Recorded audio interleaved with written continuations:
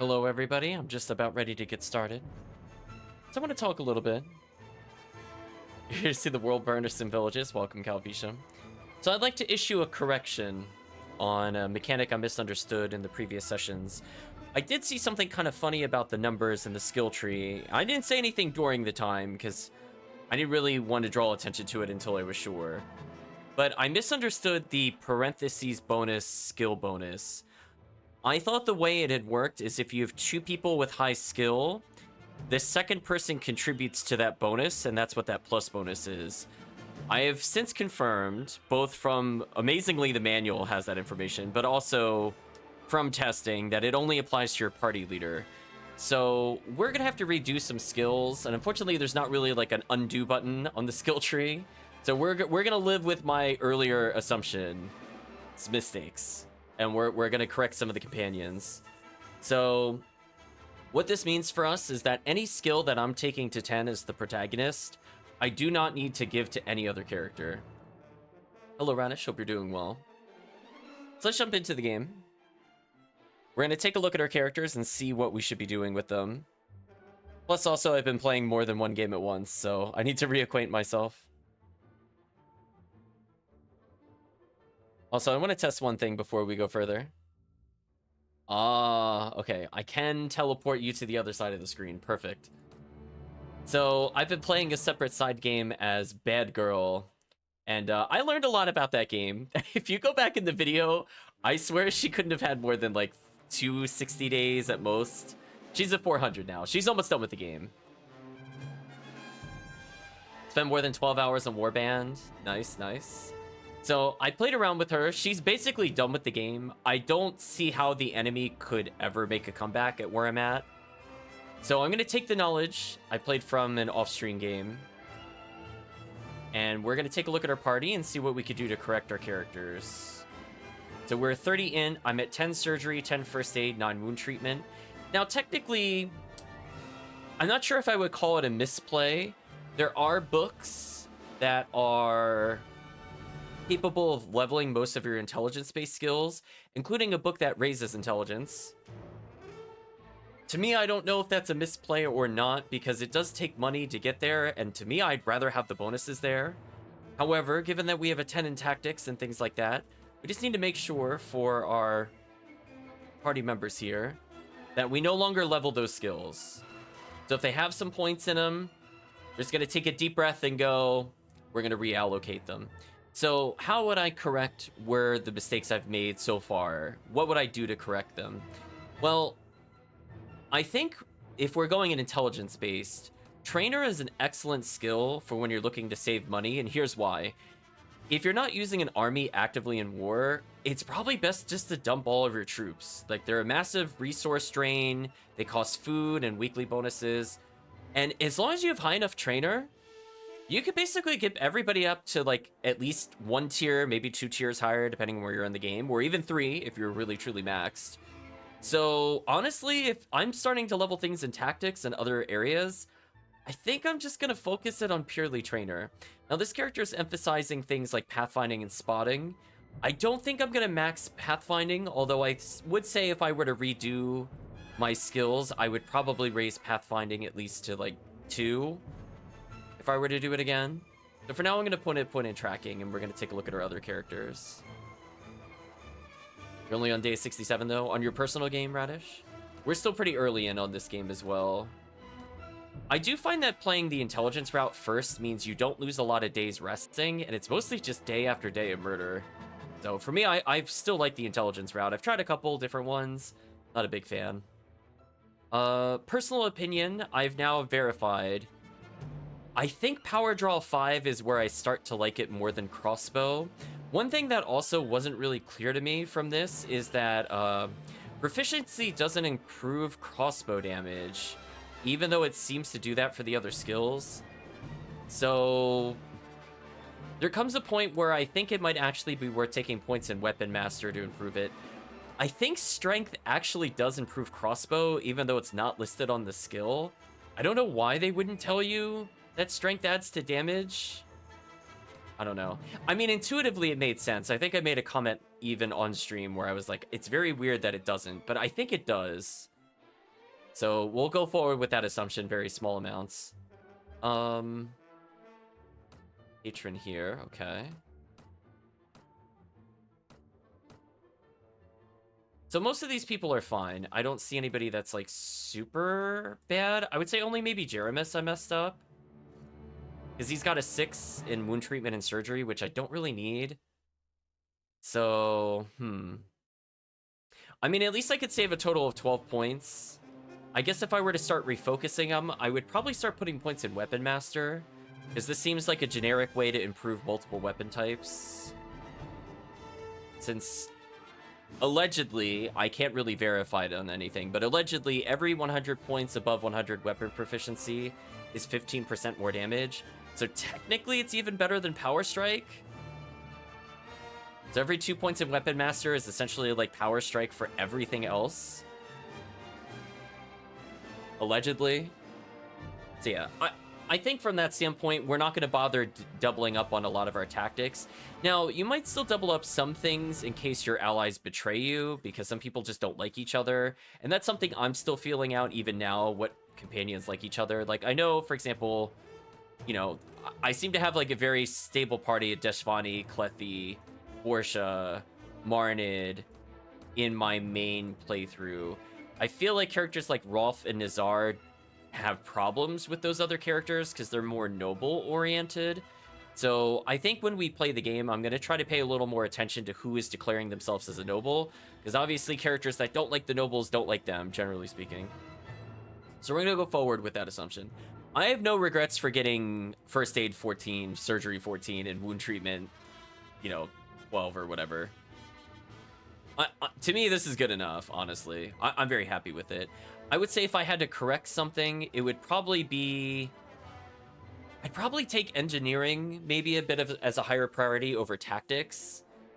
Since I think a lot of the later game things, instead of taking, 8, 10, 12 hours putting ladders on a castle, it could take literally 1 hour. And a lot of people just can't react to that. You just kind of win the game on the spot after a while. So that's probably the only thing I would recommend adjusting from what we've done so far.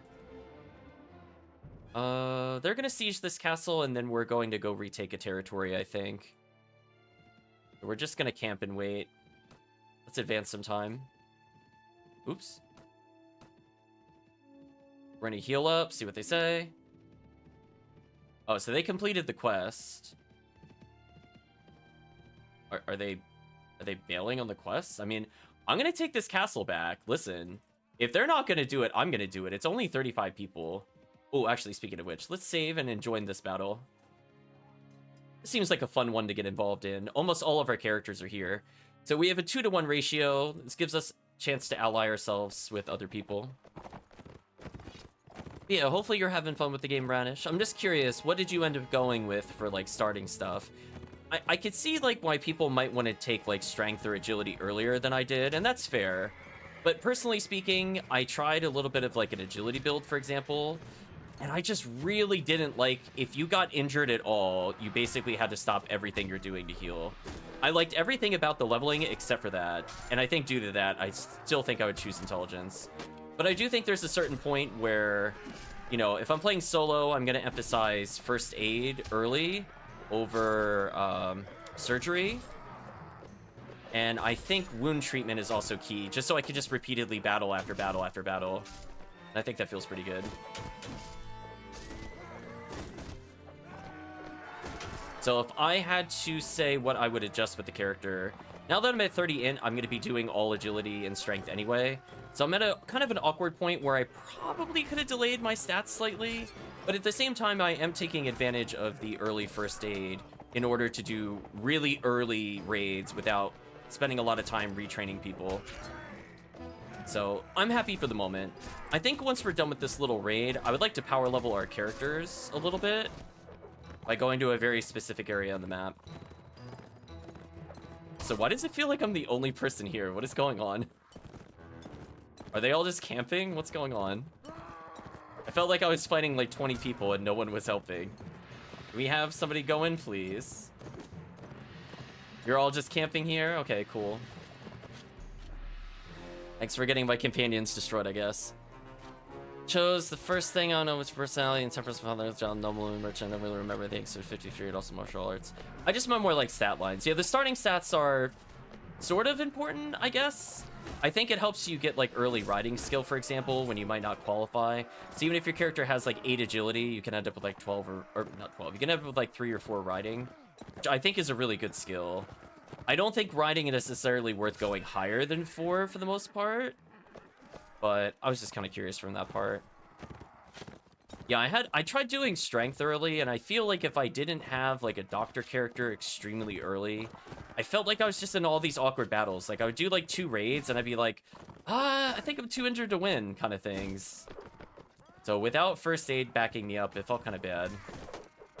So ultimately, I just ended up going with the int build. If you get a character like Jaramis, though, or if you take, like, Artemer, who's also, like, a really good intelligence-based character, it is nice, at least, to potentially have somebody help you there.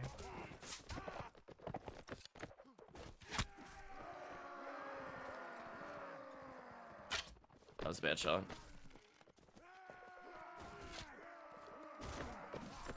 Yeah, I choose to be very aggressive early. I'm not sure if you messed around with the Sea Raiders and the Nords. Sound-wise, if you in Charisma and Agility, all other in Strength heavily focused on slings and polearms. Okay, so one other thing I did notice, if you want to build polearm really quickly, get a lance and just charge into things with the horse, and you will get dumb, easy, cheesy polearm proficiency. I think it's like the best way to level it in the game.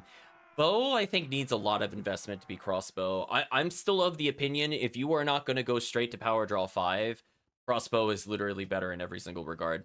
It will outdamage it. It's easier to use. The requirements are lower. You haven't gotten a horse. Ooh, you picked one that didn't start with a horse, so that's brutal. Hopefully you purchase one. I definitely recommend horses. They add a lot to your damage. Like, a lot to your damage. So, for example, like, most I might get, like, a 10 or 20% speed bonus if we're both charging into each other. With a horse, I get, like, an 80% damage bonus. So if I would just be doing 20 normally, I'm doing almost 30 to 40 on a good charge. Yeah, highly recommend a horse.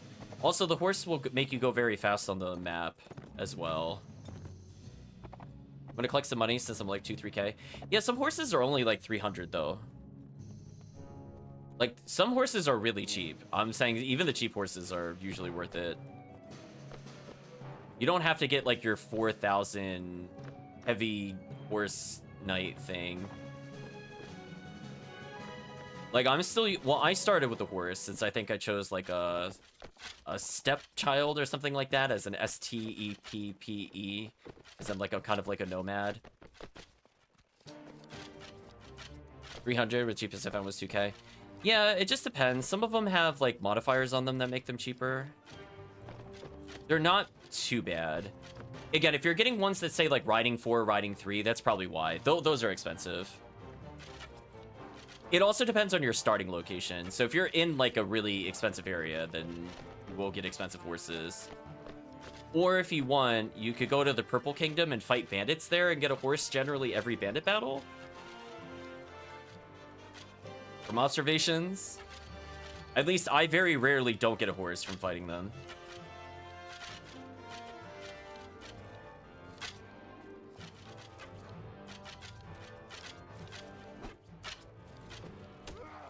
Did the story campaign, so maybe that's why. That's not a bad thing to do. It gets you used to the game. You don't need to do it in order to advance, but it helps teach you who to talk to and things like that.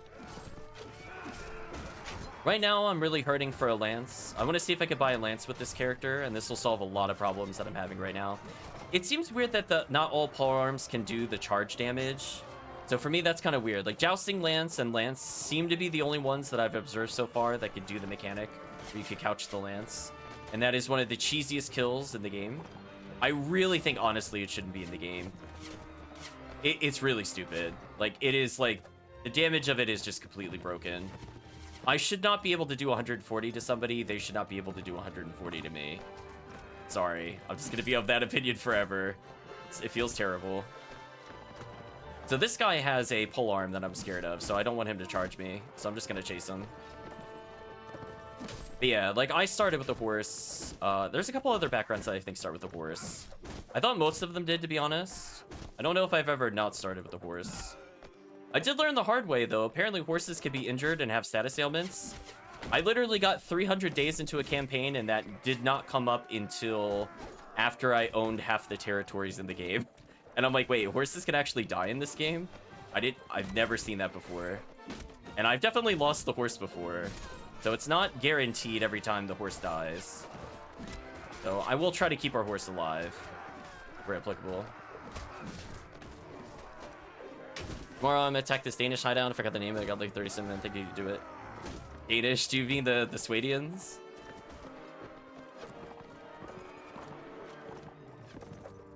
Yeah, the Swadians are mostly easy, to be honest with you. They're pretty good. Honestly, we've been taking the green team troops, and I'm still of the opinion that they are the best troop combinations in the game. I have yet to lose a single battle in my private game with them. They are just absurdly unfair at max rank. I don't know why they could get massive shields and also have like amazing sniping abilities. Of like, why do they have everything? Sometimes I use like the Swadian Heavy Knights to charge, but by that point I usually just have my companions do it. Again, maybe my opinion will change if I do like higher troop sizes than the default, but so far I'm not convinced to not use them every single battle. It's a hideout found in a territory which is a dark red color. I don't think there's a dark red at all. I don't know what you're talking about. There's dark red when you own a kingdom. Did you accidentally make your own kingdom? Even the hideouts I don't think are red. They're white. Yeah, there is no red color by default. Unless you, like, created a rebel faction or something.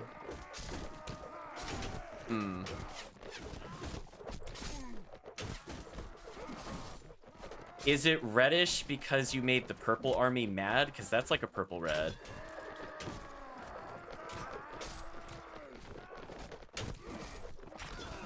Or orange team when they're mad. They get like a reddish border, but they're not red though. They're definitely orange.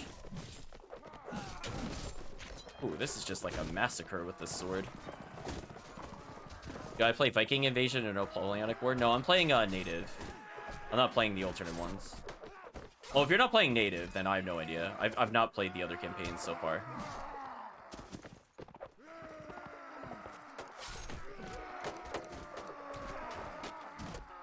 Yeah, the answer is neither of those, Radish.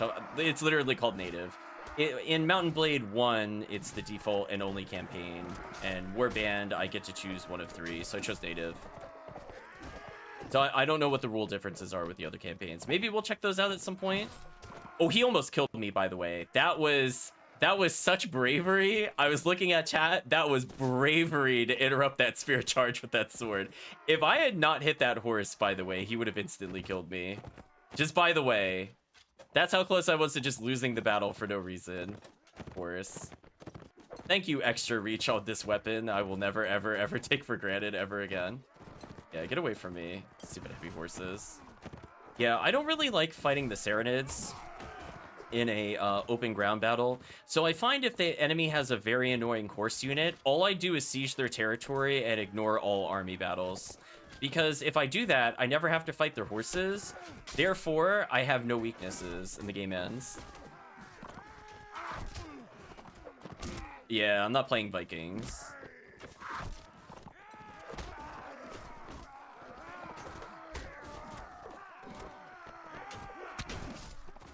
In which case, I'm not really sure what to give advice.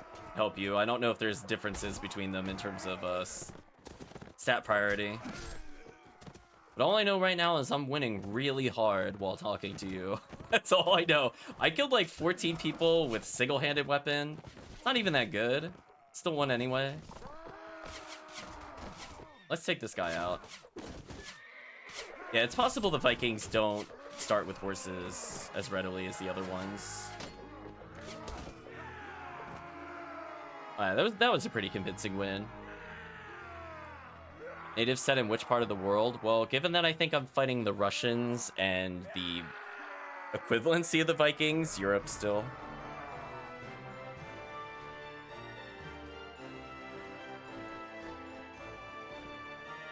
I'm gonna tell my men to hold my position. Don't even bother entering combat. Don't even get injured. All good. Actually, I don't want them in front of anybody. I'm gonna tell them to come back here. Oh man, they have a row of Rodok Shieldmen. They're so dumb. I realize you have different like origins, have no horses, any of them.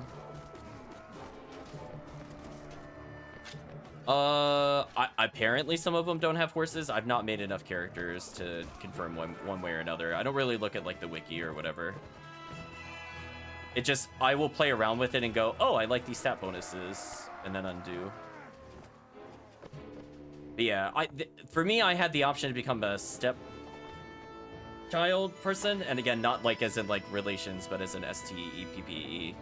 And that gave me super riding skill, which means I don't need to emphasize agility as early. Although I'm at the point of the game where now that I have a lot of strength, well, I guess if I get strength up 1 more point, maybe 2 more points to ensure I get a better range of melee weapons, I think I'm going to switch over to basically pure agility. The reason I want to do this is that I do like the agility skill because you walk around in towns a lot, so it does save you time. It also helps a little bit with like duels when you get surrounded, which happens often if you're invading castles. And I do think Weapon Master is actually good if you could get it to at least 4 points. I don't really care for it at just 1 point. If 3 points is okay, but I think above that it's good. None have a starting horse, so that's unfortunate. Yeah, as I said before, I don't know the rules for Viking Invasion, never played it.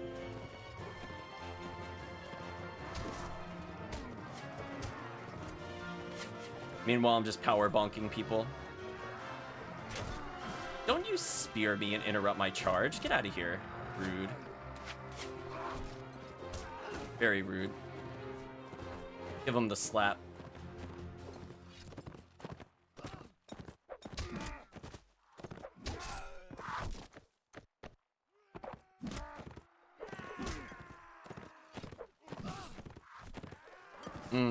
I love what you could do.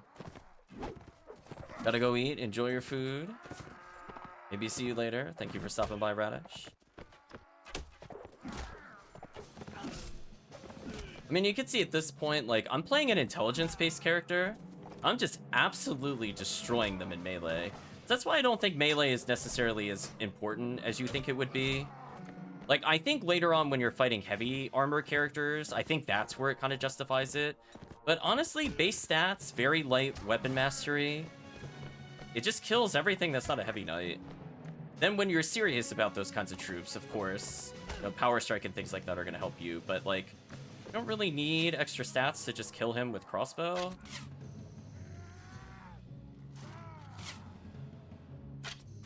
Got him right in the back and raised my proficiency like a boss. Oh, that wasn't my ally chasing him. That was a different enemy. Oops. Nice. Got him. Yeah, crossbow is like the low investment. I think it's really good if you just don't want to put points in power draw and would rather get like power strike 6 or 8 because you just want to kill every heavy swordsman in the game. There's still more enemies? Come on. This battle should just be over.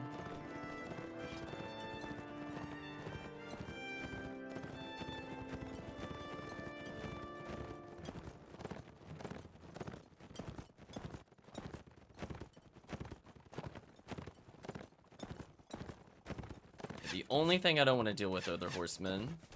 Looks like they have none in the remaining survivors. So yeah, once this one-handed proficiency gets to 200, this is actually really going to help my ability to duel normal enemy foot soldiers and stuff like that in sieges. So we need to get there as soon as possible. Because again, it's like getting 2 power strikes. Now, I don't technically need weapon mastery for it. You will raise it eventually. But it does just get so slow without it that I just don't think it's realistic. Like, the time it would take me to get to, like, 250 with no Weapon Master compared to just, like, Weapon Master 3 or 4, I will probably be almost done with the game if I wait that long. I don't think it's worth doing. Or at least I'll be at the point where I'm already winning and it doesn't matter.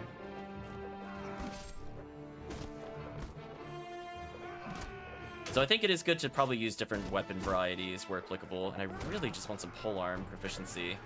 Because getting good in polearm means that I can potentially just start raiding castles and rescuing strangers. Because if you go in disguise, you might have noticed that you get a very set specific thing of weapons, of throwing weapons, I think like 13 or 14 stack, and then a quarterstaff. So if all you do is lance people all day long, then you have polearm proficiency, and then those fights become a lot easier. Yeah, see how I'm hitting them for like 24 damage? They're not dying. That's where I would argue, you know, we need a stronger either two-handed weapon, or we need to pump up some power strike in order to get some kills. We want to get to the point where we're one-shotting literally everybody. That isn't like a heavy armor character. And these guys, I don't think count as heavy armor. Yeah, 137% bonus, still didn't get a kill. Not good enough for me. I'm going to try to spare our horse. I'm going to come down the hill. Hopefully they stop targeting me with crossbows. And we're just going to go on a killing spree, I think, here. And again, we're attacking so fast, thanks to our proficiency, that I should basically just outrange them and punish them for trying to hit me most of the time. Or not.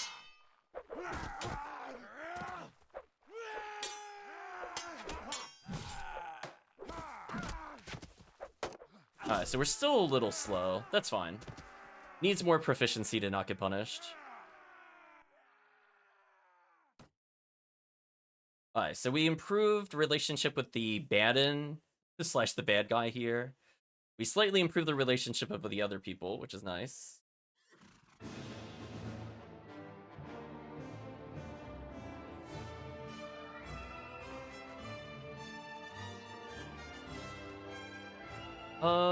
Don't really need their people at all. Let them go. Okay, we have a lot of food, which is good.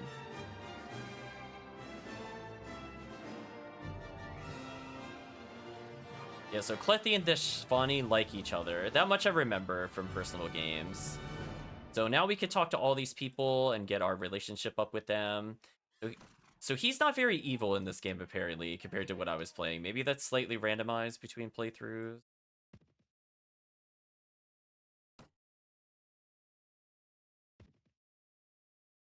Yeah, Graveth is slowly liking us a little more. Eventually, we're going to break his heart and destroy his kingdom, but we're going to warm up to it a little bit. In the meantime, you know, we talked to Trimbo, who I think was the air marshal, if I remember correctly. One of these was. Talked to Cranius. All I'm doing is just chatting to them to improve the relationship. Nothing deep conversation-wise. They basically just got a +1 across the board for most people, and the guy that really didn't like me as much went from -4 to -1. Now, eventually, that negative score will get cured. Please let me siege. Please, please, please let me siege. Yeah, see, Borsha is having problems. I'm gonna say for Borsha not to mess with Deshvani. It's a shame they have a little bit of a problem. Okay, they're no longer sieging. We should siege. So yeah, if I had more engineering skill, we wouldn't wait any time at all here. We can also force them to surrender. Okay, they didn't want to surrender, so let's lead into a charge then. So we got a little bit of healing by waiting for, you know, the time taken to deploy the ladders. Now, ideally here, what would help speed up the sieges is I'm using, I think, a light crossbow currently, which can do up to 40-ish damage. However, if we specifically get the war crossbow, which can't be used while we're on horseback, but we just pull it out for sieges specifically, we could do 20 more damage, and 20 more damage a bolt is kind of insane. It's going to guarantee a lot more one-shots, that's for sure. You see how I only did 19 there? We could have been doing like 39 damage. And that would have saved me a bolt. Now, I do think there are pros and cons to just going pure crossbow versus bow. Crossbow, as I said before, needs like very little investment and it just becomes godlike. However, bow has the higher ceiling if you're into late game sniping. There's also a lot more archers in the game than crossbowmen, at least from personal experience. So if you do fight a lot of people with bows, at least you could pick up their arrows and continue. One thing I don't think I mentioned last time, but if you see things like bolts or steel bolts and you're shy on ammo, you can actually just pick them up regardless, even if they don't match your current ammo type. It'll refill up to whatever you can normally store. I just wanted to draw attention to that. So anyway, that was an easy siege. There's no reason to not do it. I mean, it's basically a free castle. I don't even know why they bothered, to be honest with you. What fools. Okay, we're going to request the castle be rewarded to us. So he wants us to go to Jalkala, which is not terrible as an idea. Participating in tournaments is a great way to build renown and money, and I think we're at the point I could probably do tournaments. I think they're a little risky to do when you have like just like 30s and 60s, but now that most of our things are at least 70, I feel okay about it. And plus, we're also pretty close to leveling. Yeah, I'm probably going to level in the tournament itself. Hopefully, they do not take this castle, or I'm going to feel very sad. In fact, I'm going to save, just in case they do take it, because that would really annoy me. I would like one territory to pay for a mini army, and then I don't need to worry about anything else. We're going to hold off on sieging too much. I actually want to take the opportunity to level our characters, assuming it doesn't get too crazy, but we'll see. So we could pay this guy to learn poems. I haven't decided, do you lose anything on tournaments? No. If you just enter and you don't bet any money, you just get a free chance of experience, and that's about it. I'd recommend you just always do the tournaments because you could get up to 3,600 plus the base from winning the tournament plus renown. And all those are really good for when you're starting out. As a reminder, I don't know if I said this on stream before, but the more renown you have, the more troops you could get. So that's why I feel things like charisma are kind of a trap, because charisma's only really good thing is leadership because it keeps morale up and cheapens prices. And the skill that they should have had, persuasion, is intelligence based. So the thing you would probably want it for, they don't have. Because I don't really care about getting one troop per charisma point. Like, that honestly just doesn't matter. Sure, we'll pay for a poem, whatever. So we'll say, well, very well, repeat after me. I deflected her skeptical, questioning darts with armor made of purest devotion. Purged in the forge of my heart from the slag of any baser emotion. So we're... Pashal, what kind of dodgerel is this? Not drivel, dodgerel, or doggerel? I don't think I've ever seen that word used in a sentence before. That's very interesting. So anyway. Now we have poems in case we want to date people in the future. Although I think we have to pause briefly to learn it. Okay, are they going to siege the castle? Imachi, whatever. So let's go to Jalkala if we can while the tournament is there. Get some money. And then we need to do a combination of, I would say, requests for the people we want to potentially recruit and also power level our people. So there's one place that is really, really, really good for experience. I'm going to see if there's any quests that request us to go in that general direction. Troops are ready for upgrade. I think I will hold off on upgrading them because that'll just make them more expensive. We're at the point where, like, 44 is not a super great amount of troops. So holding our own territory would be really risky. I feel like the perfect number for me, if I were to name it, chat, is 60. I feel the moment you can have 60 troops and you can train them quickly, you're pretty much ready to beat the entirety of the game. And I feel like that sounds like an exaggeration, but honestly, it really isn't. So if you get a lot of Rodox, if you get like 30 spearmen, 20 crossbowmen, and 10 companions, roughly, I feel like that army beats basically everything in the game on default settings. Like, they're just like so disgustingly powerful. I just don't even know what to say. Like, they're just maybe broken. Like, it's to the point where you could take those 60 people that I just mentioned and win a siege against 500 as long as you take manual control.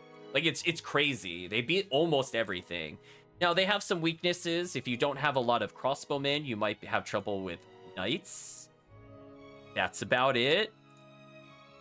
That's their only quote-unquote weakness, I guess. Shrug, maybe. I don't know. It's still pretty absurd. Oh, I thought they said they were gathering here. Maybe I was too late. That's unfortunate. Cavalry, don't care about him. There's Mateld. So one thing I haven't decided with this playthrough, as I said before, some people really like each other, some people do not. If I get Mateld, they're gonna basically have problems amongst themselves. Deshvani, Jeramis, and Clethy all kind of like each other. They're mostly safe bets. Marnid is also a pretty safe bet within this group. But characters like Nazar and Rolf will basically not get along with Mateld. So if we get her, she's just gonna leave at some point. The game is asking me for grain, right? The thing I have a million of? Okay. So we'll go deal with that quest.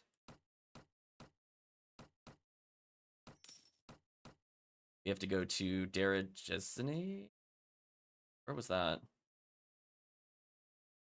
See, I'm playing in another game and I still don't remember these territories very well. I need to learn. Oh, it's up here. Okay, that's fair.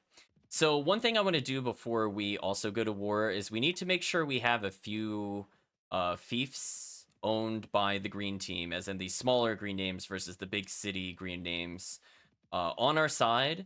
So that way we can mass recruit even if the Rodoks go to war with our kingdom. Because again, I feel their unit type is so powerful that as long as I have access to them, GG. Like, I just felt kind of sad, like, playing as, like, the Nords and then trying to get through the crossbowmen with those characters. It just felt terrible. So you don't have any tasks for me, right? So people are just looking for the Sultanate. We really want to get a territory. I'm hoping the king grants us a territory. I thought he said Jalkala, but then we went there and nobody was there. It'll typically say feast if they're holding it. I prefer they stop fighting with each other. They're basically... Deshvani and Borsha are butting heads, which is kind of annoying. You can have, like, a certain amount of strife in the party, but if you have too many people that don't like each other, inevitably they bump one of them out. Yeah, so we have a relationship of 3 here. I want to get it to at least 10. If we could get 3 of these little villages at 10, then we're pretty much good to go. Ideally, we'll find them being raided by bandits, and that is one of the easiest ways to fix that. We lost 5 grain. We got a decent amount of experience. I could get more tribesmen, but honestly, I don't need them at this point. So one thing I could try to do is if a kingdom, not a kingdom, if a fief is being attacked, they may show up, their villagers may show up in the tavern, and that'll inform me that we have basically like a bandit quest. And I would love to do that if we're able to. The other one that gives a lot of experience is, see how there's like this little neutral party? The Sultanate and Rodoks made peace. Nice. Nice. So those little gray units might have a base somewhere. And some people might task us to destroy the base. Oh, they're doing a tournament here. They didn't say Voluka. They definitely said Jalkala. I feel like I'm not hallucinating this. We'll still take part in the tournament, because again, it's in this early state of the game, getting 3,000 to 4,000 is pretty huge. Later on, when kingdoms give like 10 to 20k, it doesn't matter at all. I guess I'll check upstairs. Oh, there's no upstairs. Never mind. All right. Well, then I guess I'm gonna place a bet on myself, and let's go do the tournament.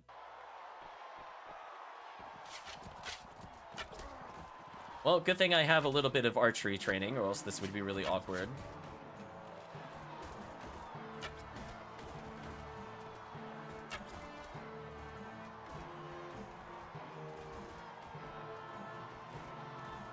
Again, just a nice, easy way to potentially get more proficiency in combat.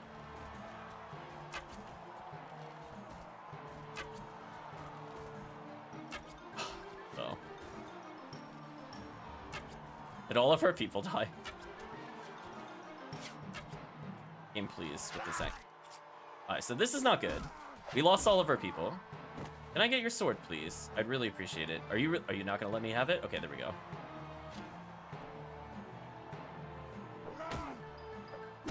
What is your crossbow before the might of a two-handed weapon?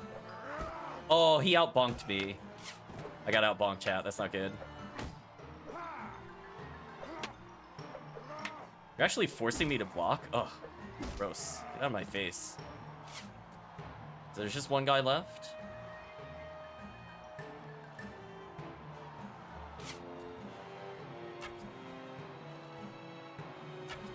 Got him in the leg.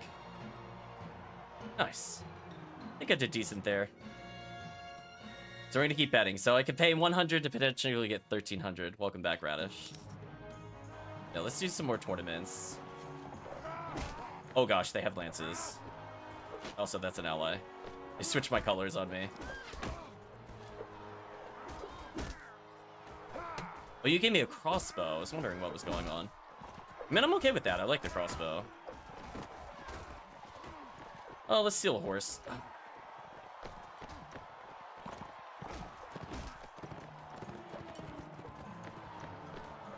My own foot soldiers. Stop it. Stop walking in front of me.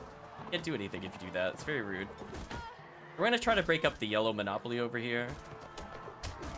There we go. We need less yellow soldiers over here. More red soldiers. And then it'll be all green once I'm done with them. There we go. I think I cleaned that up pretty well. If you crouch with the bow... Is there even crouching? What?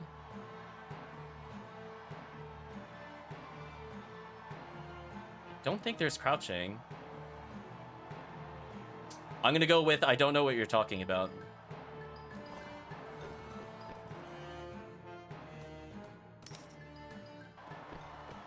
If you mean zooming, like, it briefly is a little better. You don't have, like, the newer one, do you? You have, like, 2 or something? No, control isn't a crouch. I don't know what you're talking about. Yeah, there's no crouch by default.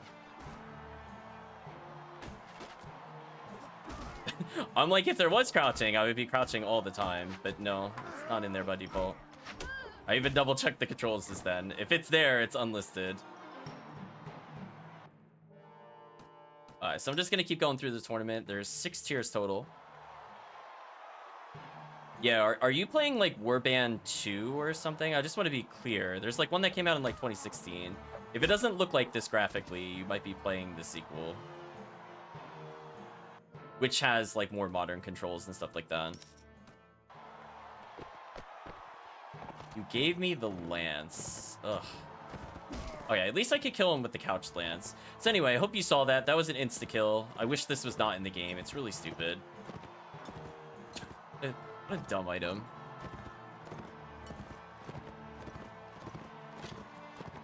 See what it is since it's OP. I'm also playing this one since my PC can't handle the new one. Yeah, I'm just playing the old one. Oh, you're dead. Oh, you're super dead. Yeah, that did 92 damage.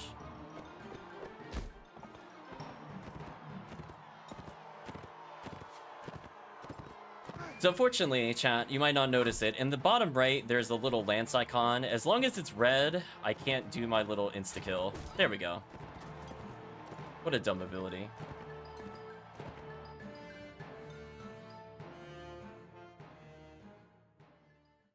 One second.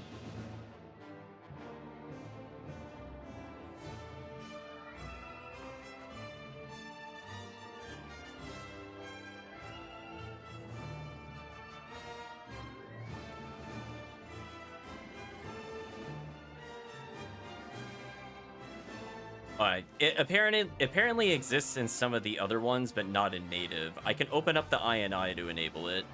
I don't really want to do that. I'm gonna play it as is. We'll go forward. I bet money, and I just gotta win one more fight. Oh, you gave him a lance? That's a dick move. That's such a dick move. You gave him a horse? Come on. Where's the honorable combat? Why am I fighting him on foot? It's rude. You can afford another horse game. For that, I kill your soldiers. Get over here. It also gave me my worst proficiency, which is awkward. There we go. I killed the horse. There we go. Dead. So yeah, see, I earned 200. I bet 500 and earned 39.80. So I earned, I think, I don't know if it subtracts the total, but technically from beating the tournament, I got over 4K. So if we take a look in the store, I'm now at 8,000, which is, again, crazy for this early in the game. It's not that hard to do either. Oh, we actually had a really good armor. I forgot about that. So our character is basically good to go. It's our other partners that need the upgrade. Yeah. So see, like, I could get technically better leg armor if I had more strength. But I think this is good enough as is. Actually, I want to check the gloves. 600 for a +4. Let me double check my party.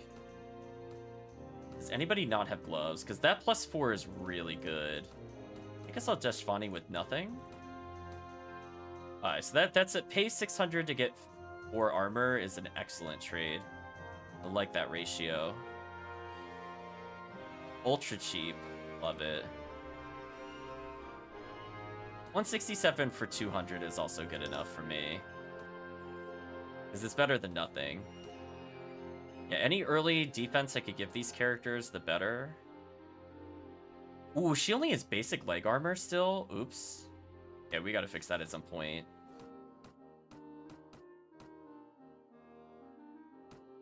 Eight Rens, accessory. Better than nothing. So yeah, we definitely need to get into some more fights to fix our stats. Oh, speaking of which.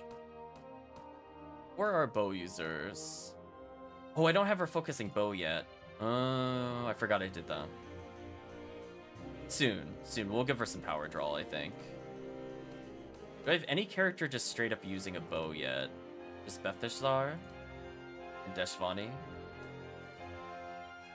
Okay, we need some more archers in our team for sure. So here's what I'm gonna do. Hopefully they give us the territory. If not, it's not a big deal. And what we're going to do in the meantime is I'm actually going to back to Voluka because I forgot to do one thing. And then we're going to go to the Nordic Kingdom.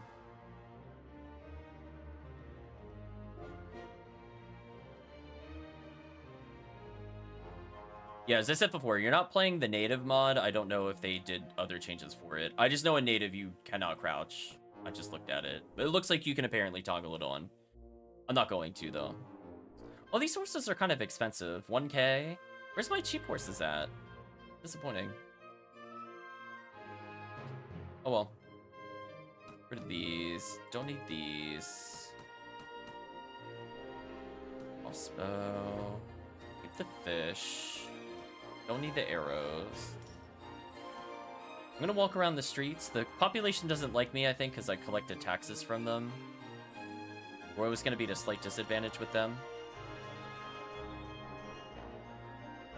Let's see, can they give me like a easy caravan quest?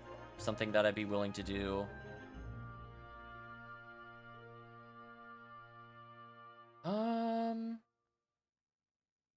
Just go to D-Rim? D-Rim's not that bad. Okay, I could probably do that. That's not awful. So D-Rim, if I remember correctly, should be... Yeah. That's not bad. I was gonna say it was either near Praven or it was up there, and it was up there. So that's honestly not bad at all. That's fine. And that's on our way. This is convenient for me. Also, nighttime, please. So the sad part is because we're not at war, our troops are just kind of dead weights for us. We want to dump them in a fortress, and hopefully they give us the territory we requested. I could even check later if I'm not sure. For the Carafe Castle, for example. Just look in the, not the note. We'll look in the notes.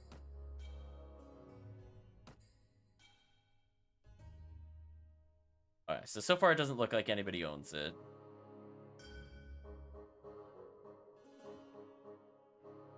Oh yeah, collecting taxes and then not giving them to other people is so bonkers. That's my favorite quest in the game. It seems so exploitable. Sometimes they do complain about it, but it's like so rare. Yeah, so I have to just basically go in a straight line. This is a very generous cattle quest. It's still annoying, but I'm gonna get free experience for me and my companions. And also relationship up with 2 different places. I could assist them against bandits if I really wanted to. I don't really want to. I feel like most of the Swidians I'm just gonna kill. Like, if we're gonna take a territory, chat, I'm actually not gonna make the Rhodoks mad initially. I think we're gonna just destroy the Swidians, aka the orange team here. We're just straight up gonna kill them, chat. I think their troop type is okay. I think they also get crossbowmen, but I don't like them as much as the Rhodoks. Jariz has been given to himself. Good job, King. King Griveth has decided King Griveth deserves Jariz. Did you miss any burning? No. I mean, there's a burning village over there. We didn't do that one, though. I want to attack some caravans really soon. The next time we see a caravan, we're going to kill the caravan. I don't care whose caravan it is. We're going to kill it, chat. Well, I guess I slightly care if it's the Rhodoks, but if it's anybody else's, we're going to siege it and make them very sad. Alright, we've almost delivered the cattle. Come on. I'm clicking rapidly. Go to D-Rim. Don't you dare disobey me, cow. I'm better than you. There we go. So we'll visit the tavern first. There's Artiminar, who is normally like your good engineer character. We haven't really talked to him, I think, in this playthrough, but I'm going to tell you right now, he hates everybody in our party. I don't see the point in talking to him. He hates so many people in our party. He will just leave at, like, very early. Instead, we're going to take a walk around the castle. I'm trying to remember where the guildmaster is. My brain is parsing this map.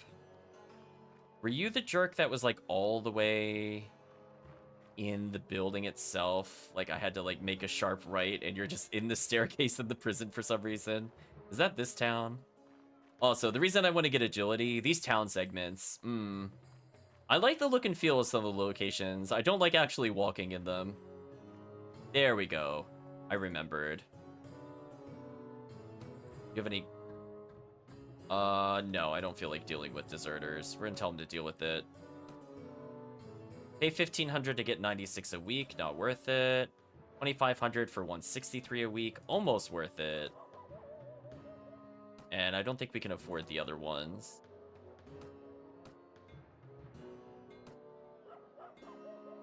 Yeah, most of these are just not worth it. So the enterprises will kind of help us maintain our army, but... So we got to go back to Veluca for that, that's fine. So instead of doing that, we're going to just keep marching over here. Oh! The white team has actually invaded the Nordic lands. They took away Wercheg from the blue team. We've last looked. I believe white team should always have Rivacheg, Karal, Udon, and Ravedan, but they shouldn't have Wercheg.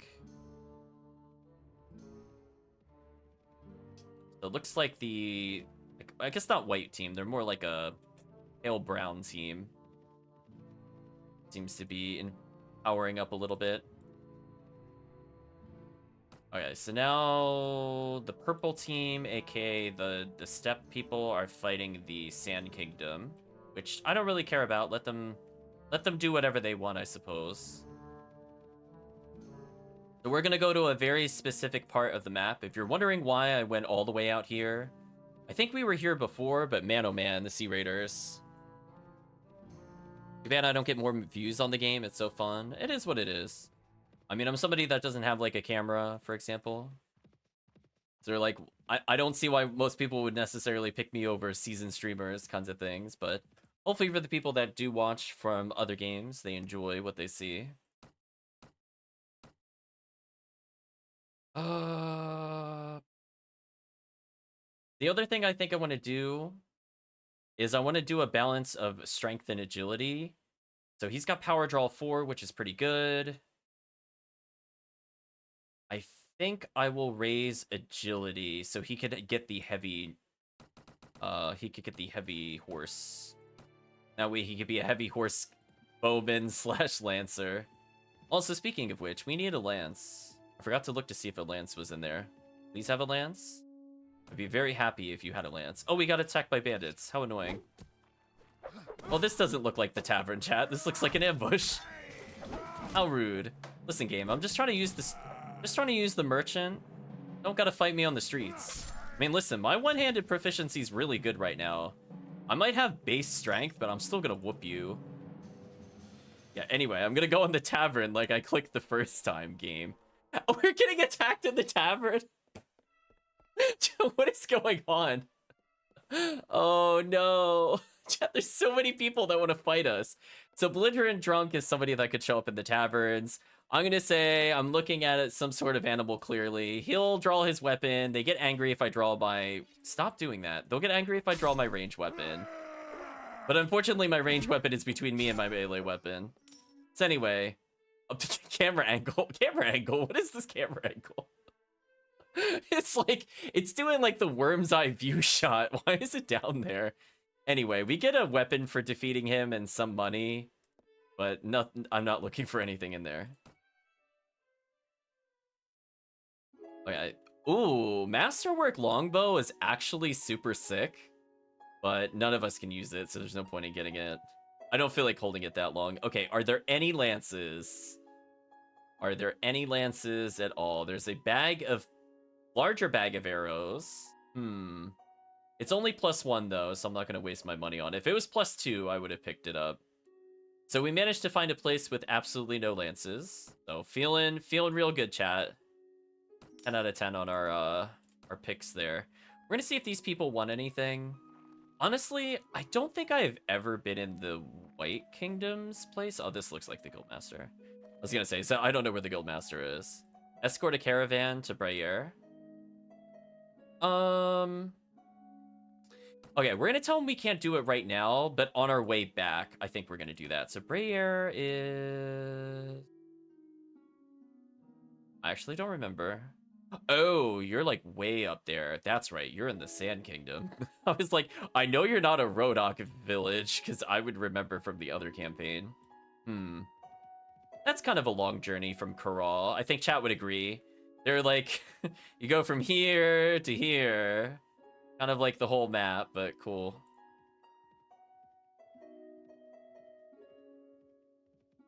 So what we're going to do, we're going to fight the toughest enemies in the game. I am actually a little concerned about our party's well-being because they're not very strong right now. However, if they do survive these encounters, they get an insane amount of experience.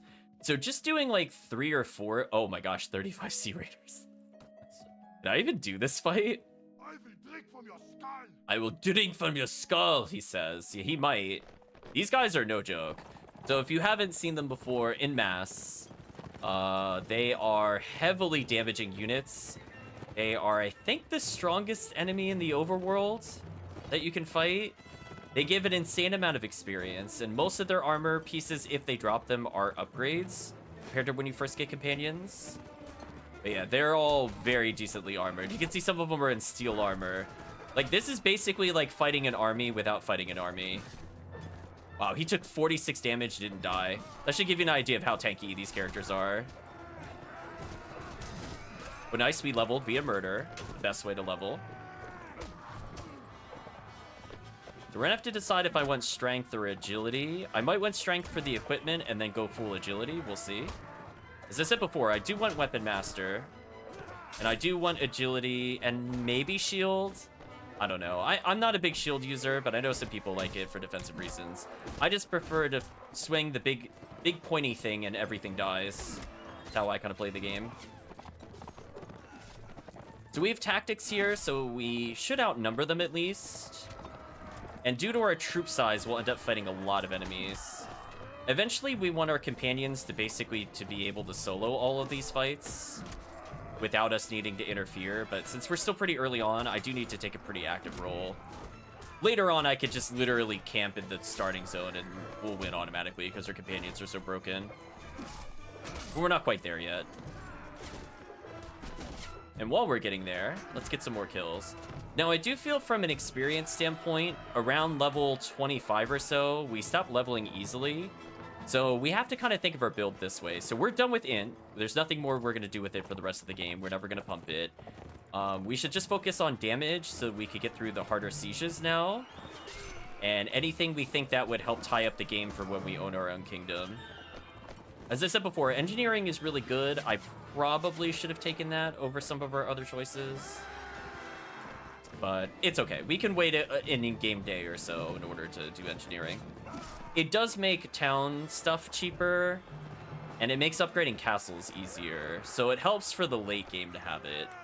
At the moment, it's not super useful. So see, we just defeated all those enemies, and we got Sea Raiders. Sea Raiders give a ton of money per capture. So if we do find somebody that takes them in, I think it's like 120 per person. So we essentially just attained 1,000 in cash via the Sea Raiders. Final technical stuff entertaining, even though I don't know anything. Yeah, just saying what I could figure out from the game. So here we got a super helmet. So you see, we got a 40 defense helmet for nothing. The body armor is okay. These other things we'll just kind of pick up to sell them. So we'll pick things up to a certain extent. I'll leave the rest of the items here. I don't think they're worth picking up. Also, I learned the other day, I could have been hitting control and click to rapid grab items. It was a thing that showed up in the tutorial, but because I was clicking at the time, because I was already trying to get an item moving, I didn't see the tip until I went to go remake another character, and I went, oh, I wish I knew that earlier. But oh well. I was trying shift. But I'll try to do that in the shop next time. I'm gonna tell Roth that I have Deshvani's support. That might cause some friction between us. And we should definitely go raid again. Are they running from me? Those cowards. So this is where, yes, we lost a lot of money because we have a lot of troops. This is where having pathfinding up on the protagonist is potentially really good. So, not a bad alternate skill, because faster movement means easier dodging of enemies equals guaranteed captures of people. Please tell me there's a ransom broken here. Yes! Exactly what I wanted. The ransom broker. Look at that. Oh, I'm sorry, not 120, it was 112. But anyway, we just gained 1,120 instantly. Why do I transfer it manually to the control and right click? Because I didn't know the control radish. I just explained that. Until, like, I literally didn't find out until yesterday because I missed the tutorial. And it's not like when you're in the shop, it tells you, right? So, like, if you right-click it, it doesn't do anything. If you shift right-click it, it doesn't do anything. It's only control, which to me feels really terrible. I wish I could remap that. I don't use control in my other games. It's always shift-click in other games. It's never control. So I would love to remap that because I think that is a terrible combination of buttons personally. Because the way I rest my hand, like my pinky is naturally always on the shift key. Control is like I have to curl my finger for it. It feels bad. Let's go here. Give you better armor. Anybody else missing a helmet? Helmet looks okay. Is this an upgrade? No.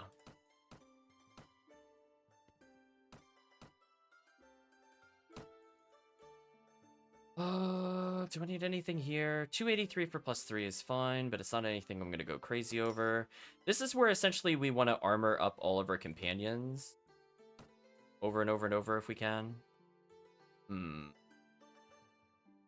+3 large arrows might be worth it for our archers, because that's a lot of damage. Can we seriously not get a lance, though? That kind of sucks.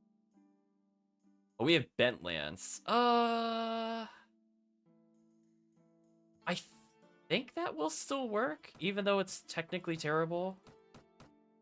That'll work. Pike doesn't work. I don't know. Again, I don't understand why some polearms work and some don't. My brain explodes every time. I think lance works, but spear doesn't. It's gonna call that the mysteries of the game. Yeah, see, I was saying earlier to Radish. Yeah, I was saying to Radish that there are cheap horses. But again, it depends on your module. Because I was saying before, there are some that are like 240. I mean, I don't want to buy the one that's 99. That's just horrendous. But like, this 399 horse for like 45, probably good enough for most of my people. Speaking of which, How are my horses? I got horses on basically everybody. Nice.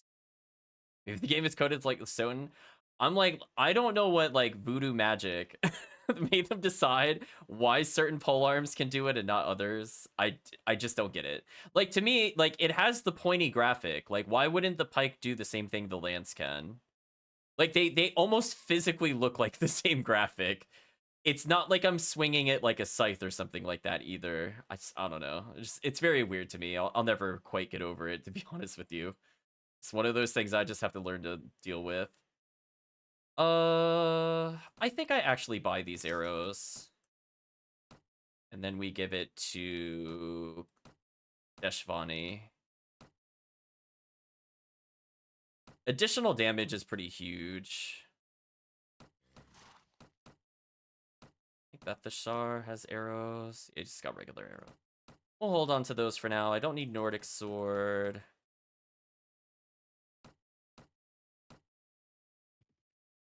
Go ahead and sell some things. Don't need this. I believe this will let me insta-kill. I'm gonna get rid of these. We free up more space. Yeah, this is probably good enough. So why things make no sense. I don't blame you. As I said before, I don't understand what the classification is. I feel like if there's certain things that should allow the charge, it should say it physically, like allows couch lance or something like that. I mean, it's. I guess it makes sense that maybe it just has to have lance in the title. We'll find out eventually. Let's go walk around the castle.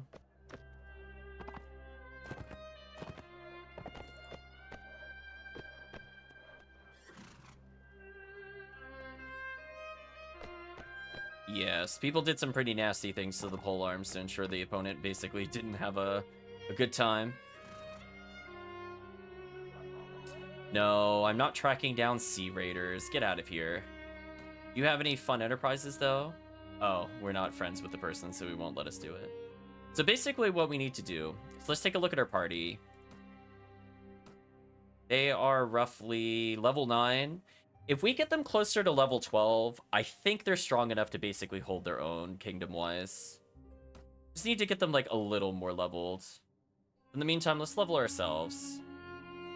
So an extra strength point would let me get better weapons. It also lets me get up to Power Strike 3, which I think is useful for us.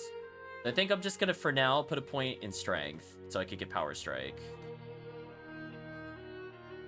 So that way we can win tournaments easier. And then I think every other point we get from now on is going to be pure agility. I only really need high strength if I'm going for a super crossbow, which I'm not really doing at the moment. So if we do... Okay, so my Weapon Master 3 thanks to a book. So I'd probably put points in...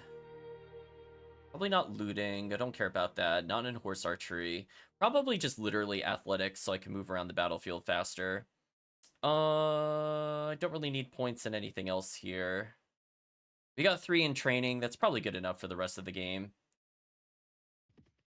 So let's get into a couple more fights. We need to fight these Sea Raiders, like, immediately.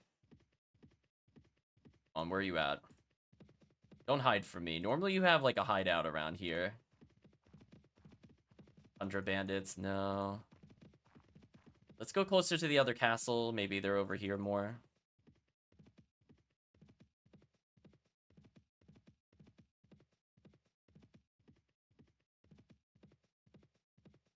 Really hope that they are... I really hope that's not, like, the only one that we fought. If so, I'm gonna be so sad. Where are they? They love being along the shore here, hence the term, the Sea Raiders. There we go, we found one. And I do outspeed, so I should catch them eventually, always. That's a nice head you have on your shoulders. Yeah, it's a nice head I have on my shoulders. What do you think about hunting in-game? I don't know what you're talking about, Radish. I think you're naming features that are not in the game. I'm telling you, they're not in native. I don't know what you're talking about.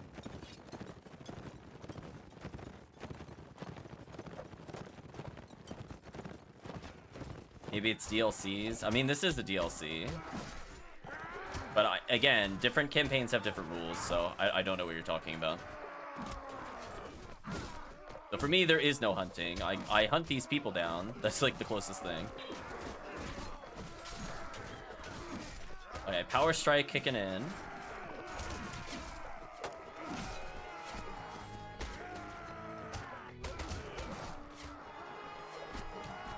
You. And we're getting a really high amount of experience here, which is kind of nice.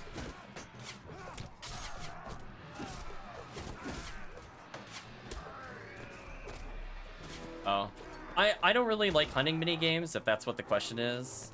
I think Yakuza tried to have like a hunting mini game in 4, and it was one of my least favorite mini games. I don't like hunting in real life or in the games. I'm like, if I'm like, why do that when I could just pay the village to give me food?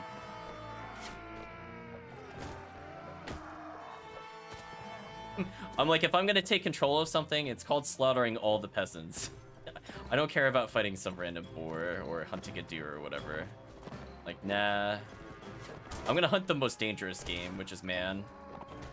Come here. Speaking of which, get over here. Yeah, there we go. I'm not seeing high casualties on our side, so that's a good sign. I think our army is pretty good. If we're able to deal with the Sea Raiders, we can basically deal with anything.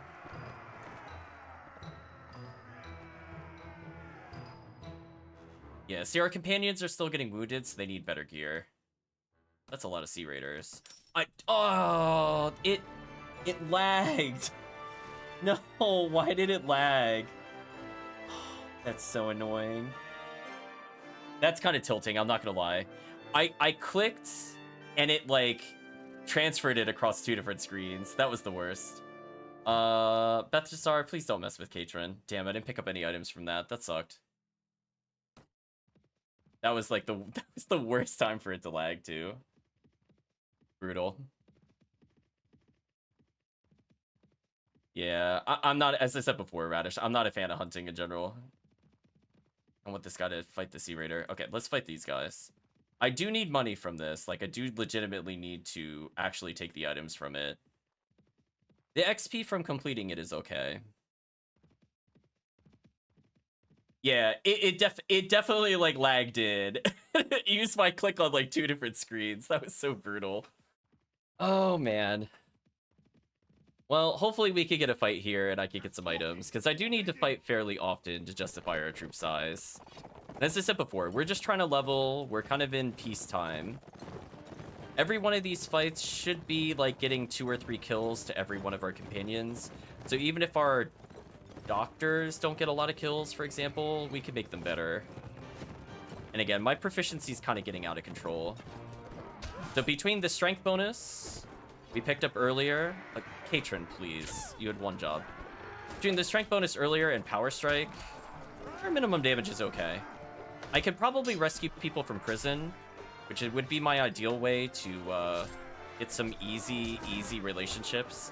In fact, that's what we should do going forward. We should check every prison to see if there's somebody worth prison breaking.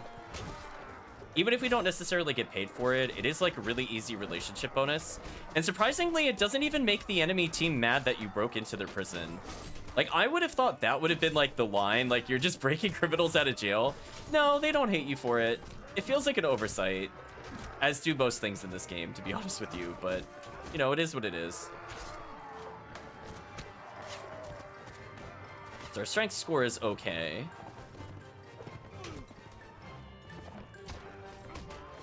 So if I get up to 12 agility, I could get Weapon Master 4. And then I could get Riding 4. And then I could choose any horse in the game if I need to. It means if I do happen to lose my horse, I can at least use one of theirs.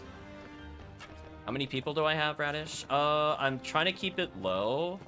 As I said before, it's not really good to have troops if you're not at war. So at the moment, the most I think I can have is 50. Which is almost the most I want for the entirety of the game. I don't think I need more than that. Okay, we captured some raiders at least. These...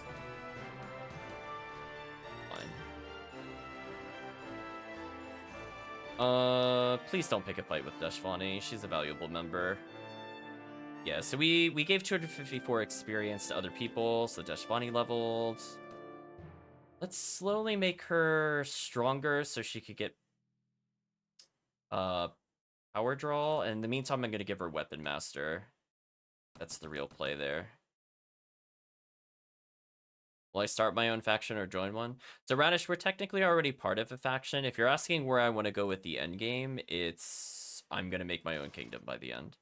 I do think that the features in the base game are kind of lacking for your own kingdom. So I think if we do capture via our own kingdom, I want to play with a mod called Diplomacy. Because I do feel in particular, if you're playing the female general, there's not much you can really do to interact with your kingdom, which is really awkward. So like examples, like I can't really set tax policy. I can't really fix relationships with other lords, at least as a female character. Maybe the males have an easier time. I can't really send people on quests. You don't really get to do anything involving spies like you can if you're working with other factions. It just seems like an afterthought kind of thing in this game, which is a bit of a shame. But the mods do clean it up a little bit. Don't need any food. As I said before, I think I just have too many people. I might just get rid of one of them, or some of them right now.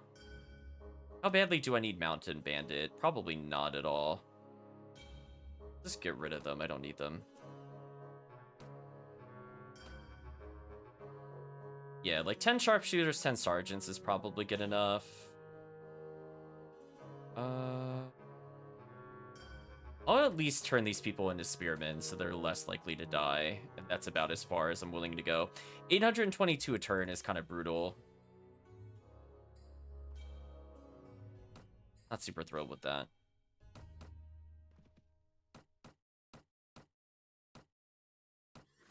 Her helmet look weaker than the other ones. Let's do that.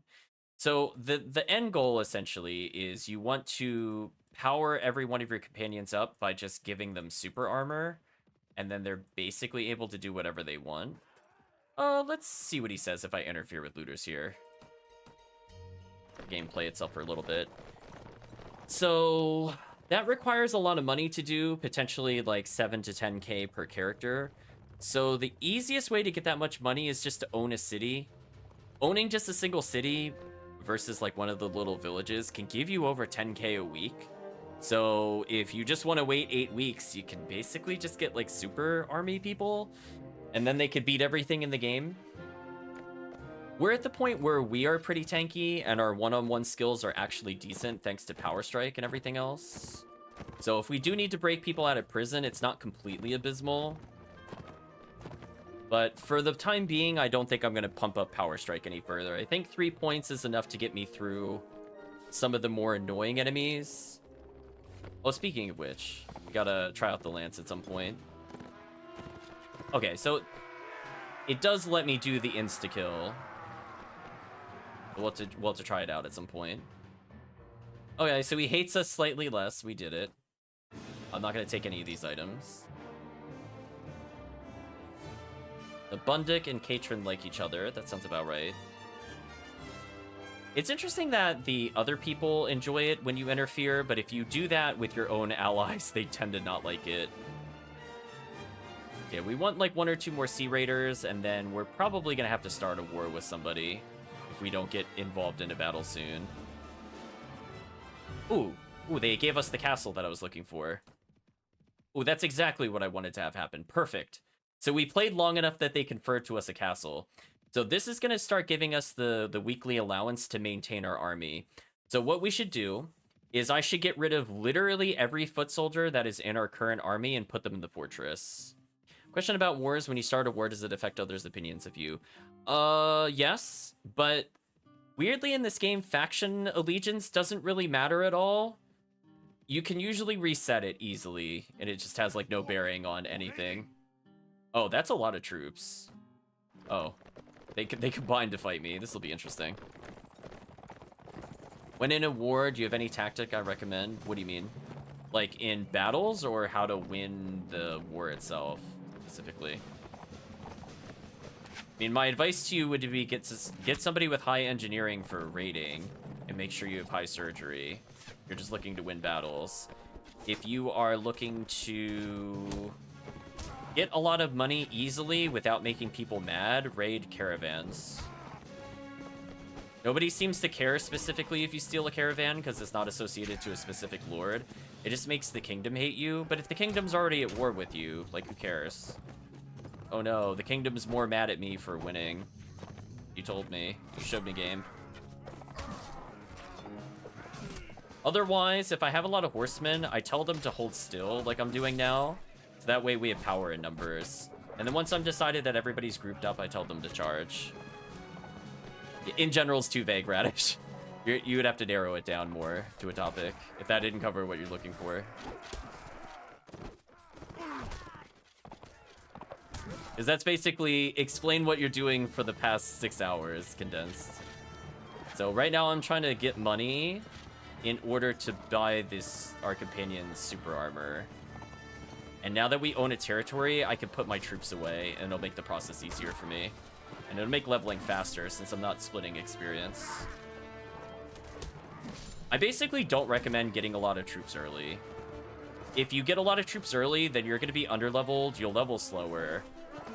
And your companions also won't get experience as quickly. But sometimes you need a handful if you're going to war.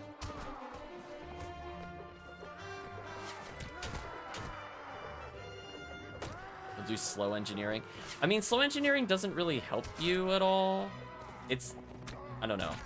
You either take engineering or you don't take engineering, is what I will put it that way. It's a very binary skill.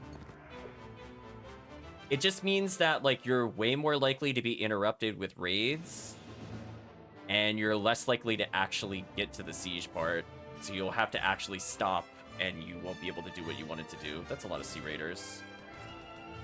Whatever. We'll take the farmer. Now that is a good bow. 25 damage. That is really, really good. I will generally not stick stuff that's less than 100 in cost. I don't think it's worth me selling. There we go. So we just leveled up more of our companions. Other Catrins on advanced scrap. Okay, so Bundick admits he likes Catrin. That's good. We found companions that like each other. How are we doing in terms of stats? Nazar, you were going for bow, I think. Let's continue to level that. I'm used to getting third-partied. I don't know what you mean by that. Nazar is there. Marnid. Marduk has engineering, so I'm going to give him a +6 here. But I'm going to stop putting points in tactics. And instead what I can have him do for the future, since it would be going towards tactics anyway, I could just put a single point in training. That would be good for me.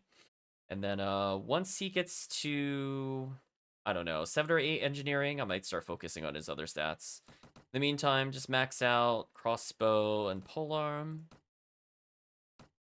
Arnett is there. Up to Borsha. It's got a lot of the tracking skills that I don't need to double up on. I could probably have him focus on being a power character for now. Yeah, let's pump up his damage. Fine. That star is going to hold his point for now. Okay. I think we're looking pretty good there. Yeah, let's train them up now. This is fine. We got an extra fight in. That should be good. Oh, speaking of which, did Kral still want me to not teleport? Did they want me to bring the caravan up to the other kingdom? Because I'm going up that way anyway. So yeah, so what we're doing is like a mix of enterprises, since I know I'm not going to war with some of these other kingdoms right away, and we'll just get a steady inflow of cash, and they'll eventually pay for themselves. We're going to get to a point where they're no longer worth doing. Like, the first 3 or 4 weeks of the game, I think they're worth doing, and then after that, kind of questionable, to be honest with you. It really just depends how likely you are to go to war with them or not. But if you get it early, then, you know, if it takes 10 weeks to pay off, not totally terrible. Traveler, a farmer. So this is one of the ones I'm looking for. This is one of my other favorite mini quests. So if you see a farmer in a tavern and you ask him, what's the deal, my good man? He's going to tell you, they have the same text every time. I'm not going to read it in detail, but basically he says a band of brigands have taken refuge in our village. Then we'll say, we'll go deal with it. So we're going to say, where's this village? So he says, Bazek has all these mountain bandits. Okay. Or, I guess, more tundra bandits, given the location. So now we can... Oh, I don't want to go to the castle. So now we can go do that quest and get free relationship. No quest to make a fake war with this kingdom yet. I mean, I could. I'm not in the right area, Calvisha. I'm literally on the opposite side. I need to go back up here. Okay, so he wants me to go to Shariz. Okay. I mean, that's basically where I'm going anyway. That's convenient. So for those not aware, Shariz is the Yellow Kingdom that's up here. Well, we captured it as our other kingdom.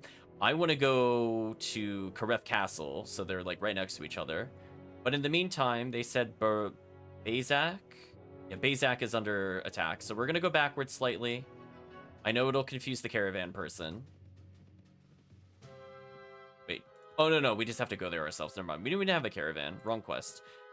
So anyway, we have 8 days to get there. We have good pathfinding, so I can afford to take a little detour. So we're trying to be efficient and do multiple things at once.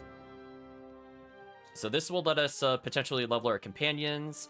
If we do need emergency troops when we fight the Winter Kingdom, I guess I'll call them for now, at least we'll have at least one place that likes us. So apparently they're forest bandits, even though they're in the tundra. So it's a 34 versus us. We have at least 40, plus we get peasants. So if you just want to have an easy time, whenever you're in a battle like this, just tell everybody to hold still. If you have any crossbowmen, it is just an absolute brutal slaughter.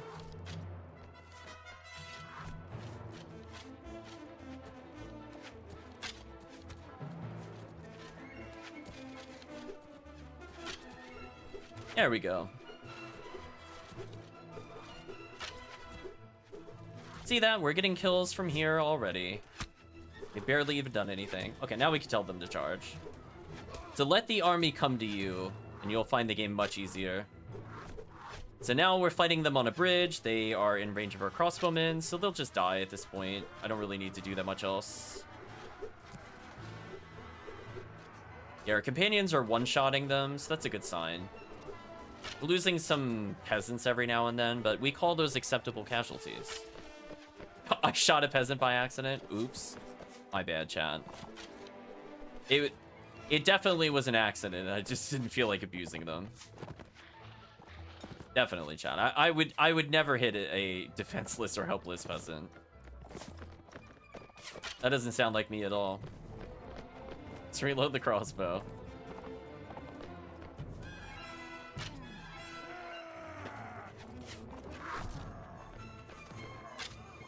There we go. Again, we minimized our casualties. We got a fairly easy quest clear. Our doctor leveled. So they're getting close to the right level for me to consider our own kingdom. We do need to get more renown and other factors, though. We're going to tell them to keep their rewards, because it gives us more relationship with them. Anyway. So now we just got to go back to Shariz. But on the way there, let's stop by Ravenin and see if Ravenin needs anything. Worsha leveling through training. Nice. This is why we took trainer. Sometimes you just casually level walking around. I think I said I was going to give him maybe more int. No. Strength. So that way he can wield better crossbows. And then we're going to focus on Weapon Master. I think I decided I'm not going to bother completing whatever he's doing since it doesn't stack. That's fine. We'll give him more Power Strike and hit points with Iron Flesh. Improve his crossbow ability, and then he should be good for a while. Jaramis, our doctor, no longer needs to be a doctor. What should he be focusing? We give him training. As I said before, this is one of the only skills that kind of stacks in the game. And I do need our troops to get stronger faster. Let's give him an extra point in strength so he could use better crossbows. Also improves his damage. It gives him health. We'll give him polearm. Thank you for sticking around, Radish. Hopefully you enjoy the game. You get a chance to play it later. Okay, so I think that went pretty smoothly. So essentially what we're going to do, we're just going to go very gradually to Shariz, and then we're going to see if we could get the Green Kingdom to do anything. But we need to deposit all of our soldiers immediately. That way they stop consuming food, because they will consume all of our food, which is kind of annoying. It's like armies need to eat or something, whatever. Yeah, we can technically force a war with another kingdom, but we could get paid to force a war with another kingdom, which I would rather do.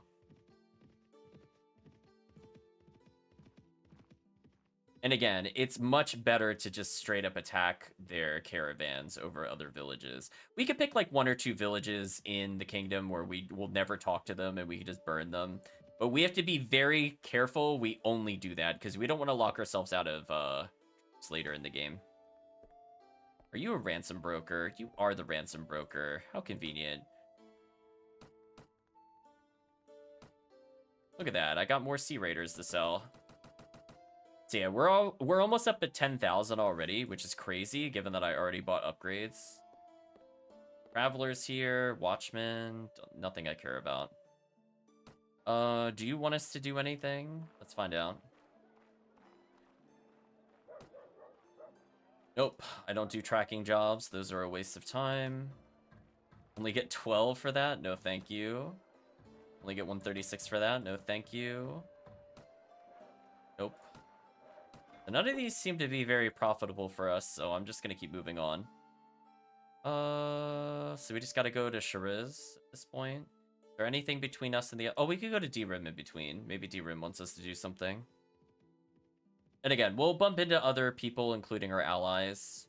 Our other allies must be doing something in the meantime, because they also don't all like to go there. We're the killer robots when you need them. Eventually, we will be the killing machines. Don't get me wrong.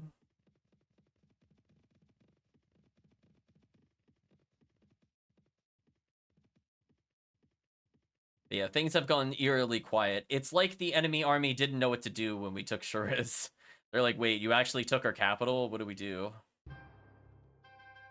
Reach D-Room. A little worried about the quest timing out. We're moving very slow. Thanks to all the goods that we have. But I think we can still get there in a few more days.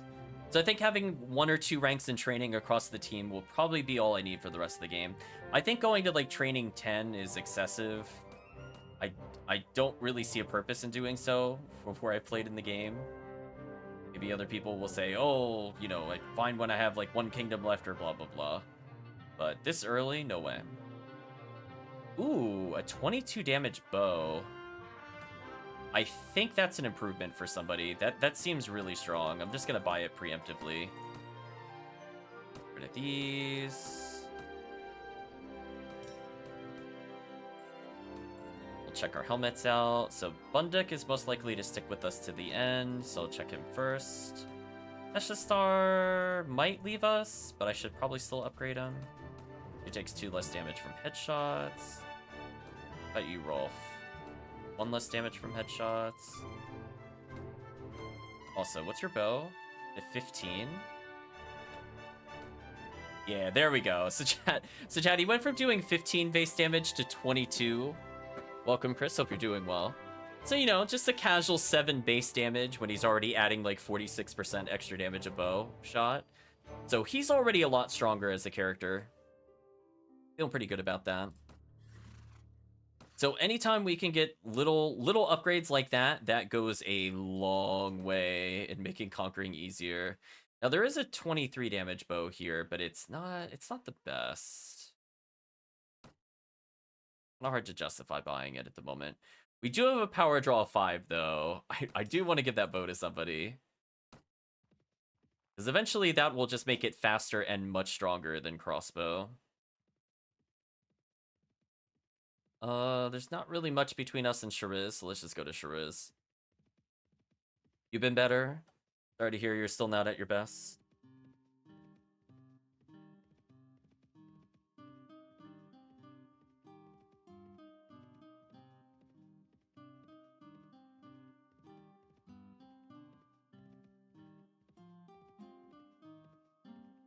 But for now, we travel north. We should bump into our allies because we're going to a major city for the drop-off. Oh, things are quiet. We got our castle back. We're actually going to get rid of most of our soldiers since they will passively drain us of money. And if nothing else, we could get rid of them to stop them from draining as much food. And as I said before, the more you can train your companions, the better off you are, because they will end up eventually better than any soldier you can buy. And they are basically undying due to first aid. So a front line that is hard to kill, does massive damage, outsnipes the crossbowmen, coming back every single time we're in like a multi-part siege. There's pretty much nothing that can stop that. So as long as we have a party full of companions, we have 1, 2, 3, 4, 5, 6, 7, 8, 9, 10. I think 10 might be the max. I feel like getting more than that, usually somebody leaves. However, we might be able to get one more when we get our own kingdom, because we can assign them to a building. We'll figure out which companion we like the least. Let's just tell them to be an administrator. We'll talk to her. We'll get 920 experience, which is pretty good. Like a 7th of a level up. Ooh, perfect. A farmer is having some trouble. Okay, which village? Okay, so now we could just go be friends with them again. Ransom broker's here, but we can't do anything with him. I think we'll help them out. Another power draw of 5. See, if I had more strength, the balanced Great Lance would be really good. So eventually we should get our strength to 10 or 11. But honestly, beyond that point, kind of hard to justify.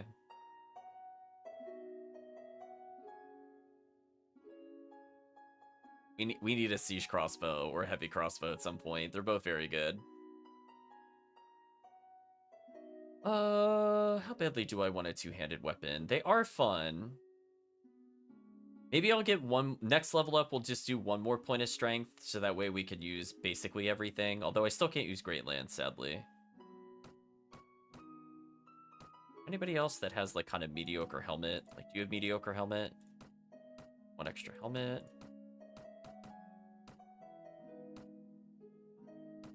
One extra armor. We're just doing a series of hand-me-downs. I think our helmets are actually pretty good, then.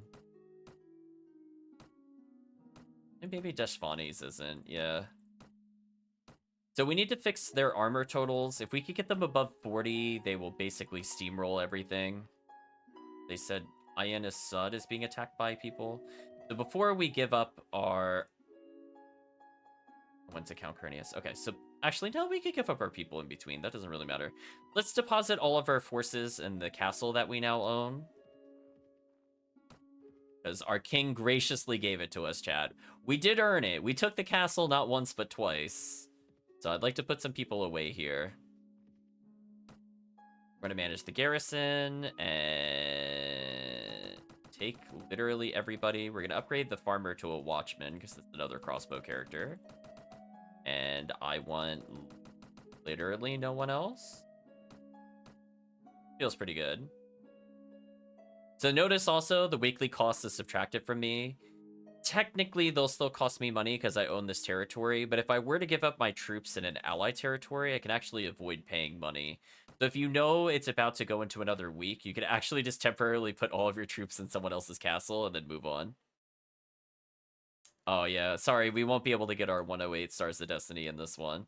Also, notice how much faster I'm moving in the overworld now. 7.1 speed. Oh, what a relief. Anyway, here's where it gets a little risky. Doing these missions with low troop costs. We have to fight 34 bandits with just us. This will be interesting.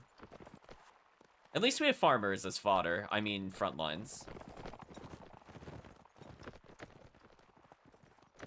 We're gonna take a little look. Where's the enemy? Ah. I've discovered the enemy, chat. Look at that. I got a 5.5 difficulty shot just by sniping into the wall. The amorphous wall of people.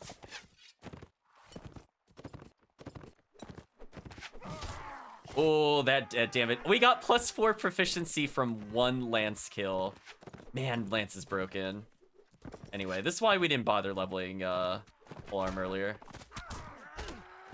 Dumb, chat. Very dumb.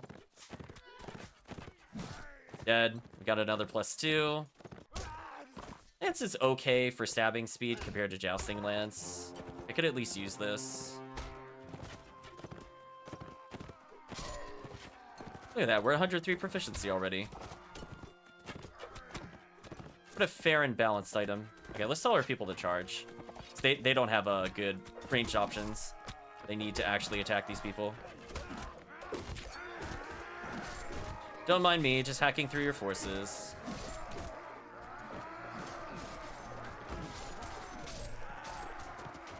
And this is a great opportunity since we're outnumbered for our companions to level. And again, if farmers happen to die from this, oh well. Right, chat? Just oops. Guess we didn't protect all of you. Anyway, you can see our damage is getting insane. We're doing 64 damage on a swing. So all those power strikes plus our proficiency is really paying off. We're basically one-shotting with a one-handed weapon, which is a little silly. Ideally, if we want to do that, we should be using a two-handed weapon, or as I said before, the polearm is just so busted. Just kind of come in like this and get a free kill, potentially. Oh, we got kill stolen by a farmer, of all things. Oh no, so many farmers were lost, chat. What a shame. Anyway, we're gonna tell them to keep it. Look at that, we have yet another kingdom that likes us. And we gained honor. Look at that, chat. I think we're almost at positive honor. Look, we're only at -3, chat. See, maybe we're not so bad when we're just killing people for money. Just gotta kill the right people for the right amount of money. And everything's all good. So yeah, at this point, random bandits will probably attack us, and that's ideal. We need to level. Oh yeah, we're getting all the honor. Honor is the way to go. Until you build up so much honor that it no longer helps you, then you can just do bad things. And be like, oh, but I'm honorable, look. They don't want anything done. That doesn't seem right. You just wait. I'm feeling the end of this playthrough is going to be me imprisoning everybody. Like, we're going to be buddy-buddy until I no longer need troops. Then I'll be like, yeah, you're going in prison forever. Enjoy your forever home. AKA the jail. You're never leaving. Yeah, see, he said Jalkala. What a jerk. I definitely went to Jalkala before. Whatever. Anyway, now that we have less troops, 1, we're not burning as much food. 2, we move faster in the overworld.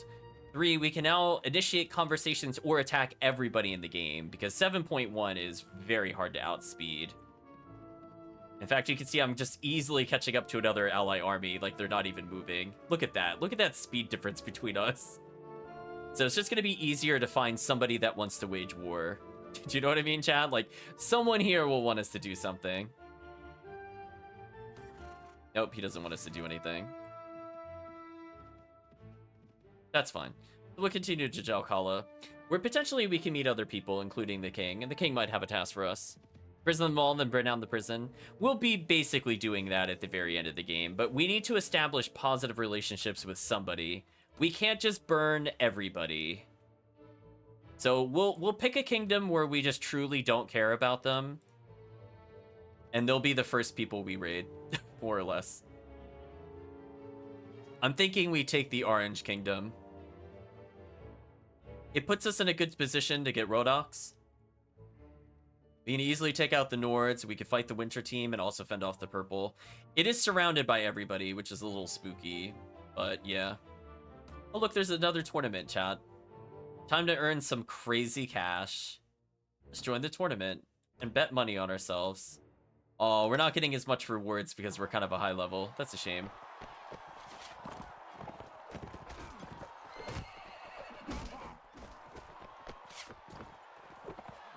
Making me thrust with this weapon? Out of here.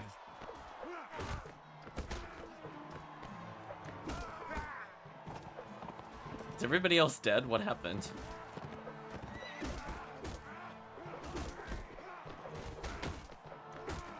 I'm doing some damage to them. I'm putting in the work. I killed at least 2 people. I need our allies to, like, wake up. There we go. Oh, I'm knocking out other counts, so I'm sure they're gonna be real thrilled that I'm beating them in the tournament.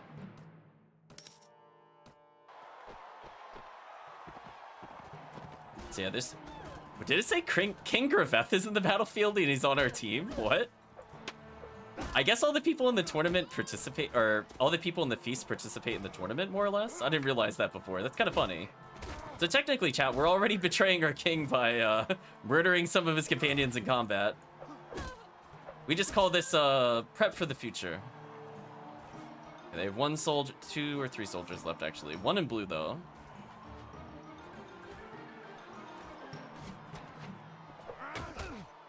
Annoying.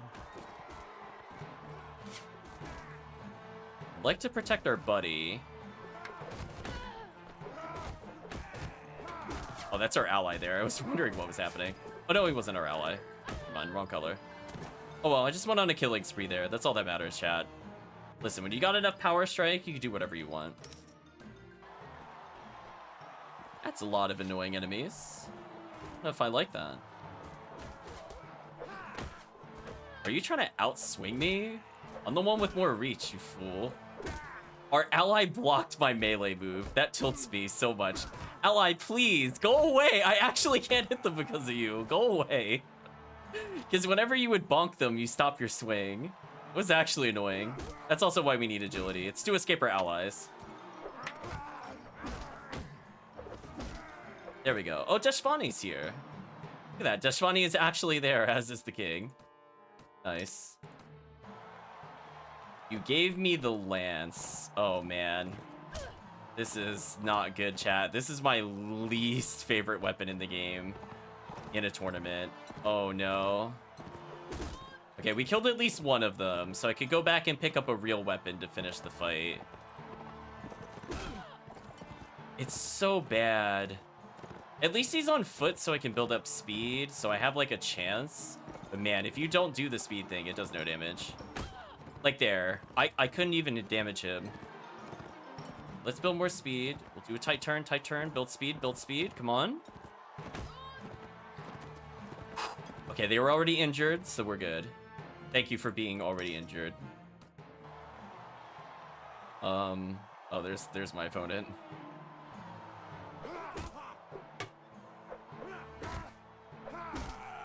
Yeah, anyway. I don't know why he challenged me. What a fool. I'm like, one-on-one combat? I love one-on-one combat. Except when I have the lance, then I hate it. Speaking of which, I like that my lance was out and it just chose not to hit him. That's cute. Oh, lance combat, you're so awkward and terrible. Speaking of which, see, this is what I'm worried about. Like, this will take forever to kill him because I need to build speed. There we go. Jeez, that was like 4 passes. Meanwhile, if it gave me any other weapon, the fight would have been over. Relationship with Jalkala improved. Nice. Let's go join the feast now that we owned all those foolish men. Also, chat, by the way, did you want this character to get married at any point? I meant to ask. It would open up new options for us. And it also, I will state, even if we don't get married, if I do try to woo one of these ladies of the court, it does mean I get to challenge people to duels. It does mean I get to duel people. Yeah, this is their feast. They all stand around not really doing anything. Truly the greatest feast of all time. Heard that you gave charity to the tenants of Derazid. Okay, so we heard... Okay, so since we did a quest to give grain to another village, that actually improved our relationship with the king. So that was kind of neat. Derazid or whatever. That was near the northeast from here. If you betray us, it will be the biggest mistake you will ever make. Oh, you're such a fool. Of course we're gonna betray you and win. Oh, chat. The peace with the kingdom of the Vagars ill suits me, Sir Burnsalot. We've let those swine have their way for far too long. Speaking of which, move the chat over.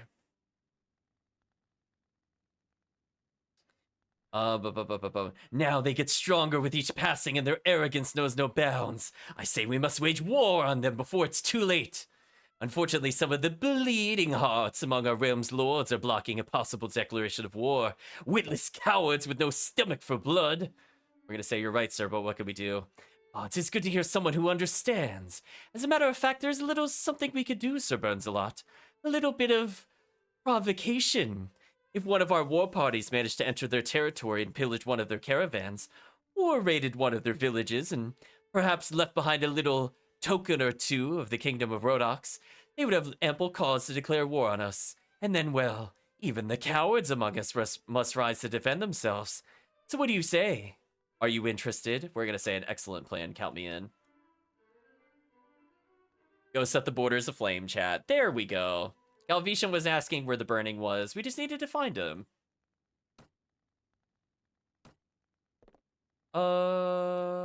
Oops. Okay, so we can also, if we have good relationships...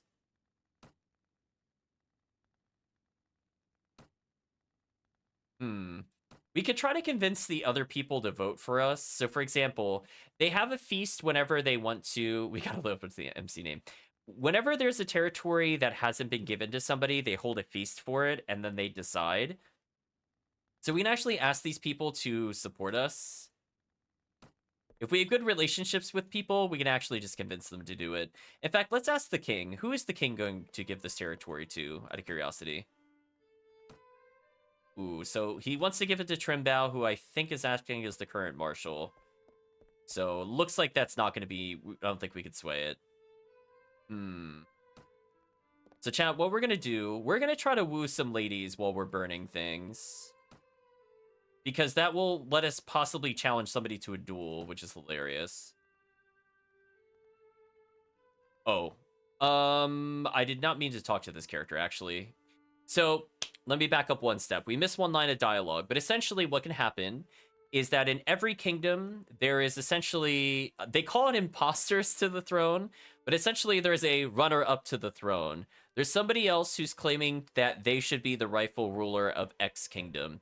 So Dustum Khan is somebody that says he should have the territories of the Sand Kingdom. Now, if we find a faction is too powerful or should be taken down, we can actually support one of these people and have them basically wage war and introduce another faction into the game. Let me move the chat dialogue so the chat can see it a little better. So I don't know if we really want to do this or not. I will leave it up to the chat. I've never bothered with it because I just conquered everybody anyway. But again, if we want to do it in our playthrough or if we want to do another playthrough and try it, I'm all for it.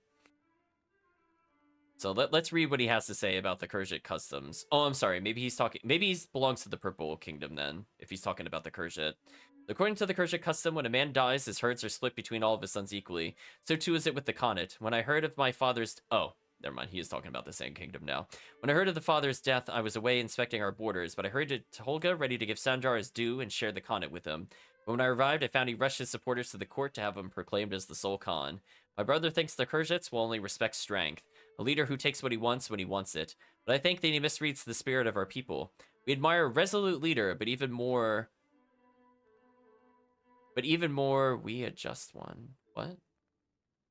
Oh, I see what he's saying there. So he said we admire a just one even more. Again, that's kind of a weird way of phrasing it. And we know that a man who does not respect his own brother's rights will not respect the rights of his followers. So I'm not going to take up his cause right now. But if we want to go to war, I could just say yes to that at some point, and then we move on. Okay, so what we're gonna do, chat, let's go to the tavern. Is there a bard here? Oh, the book merchant's here.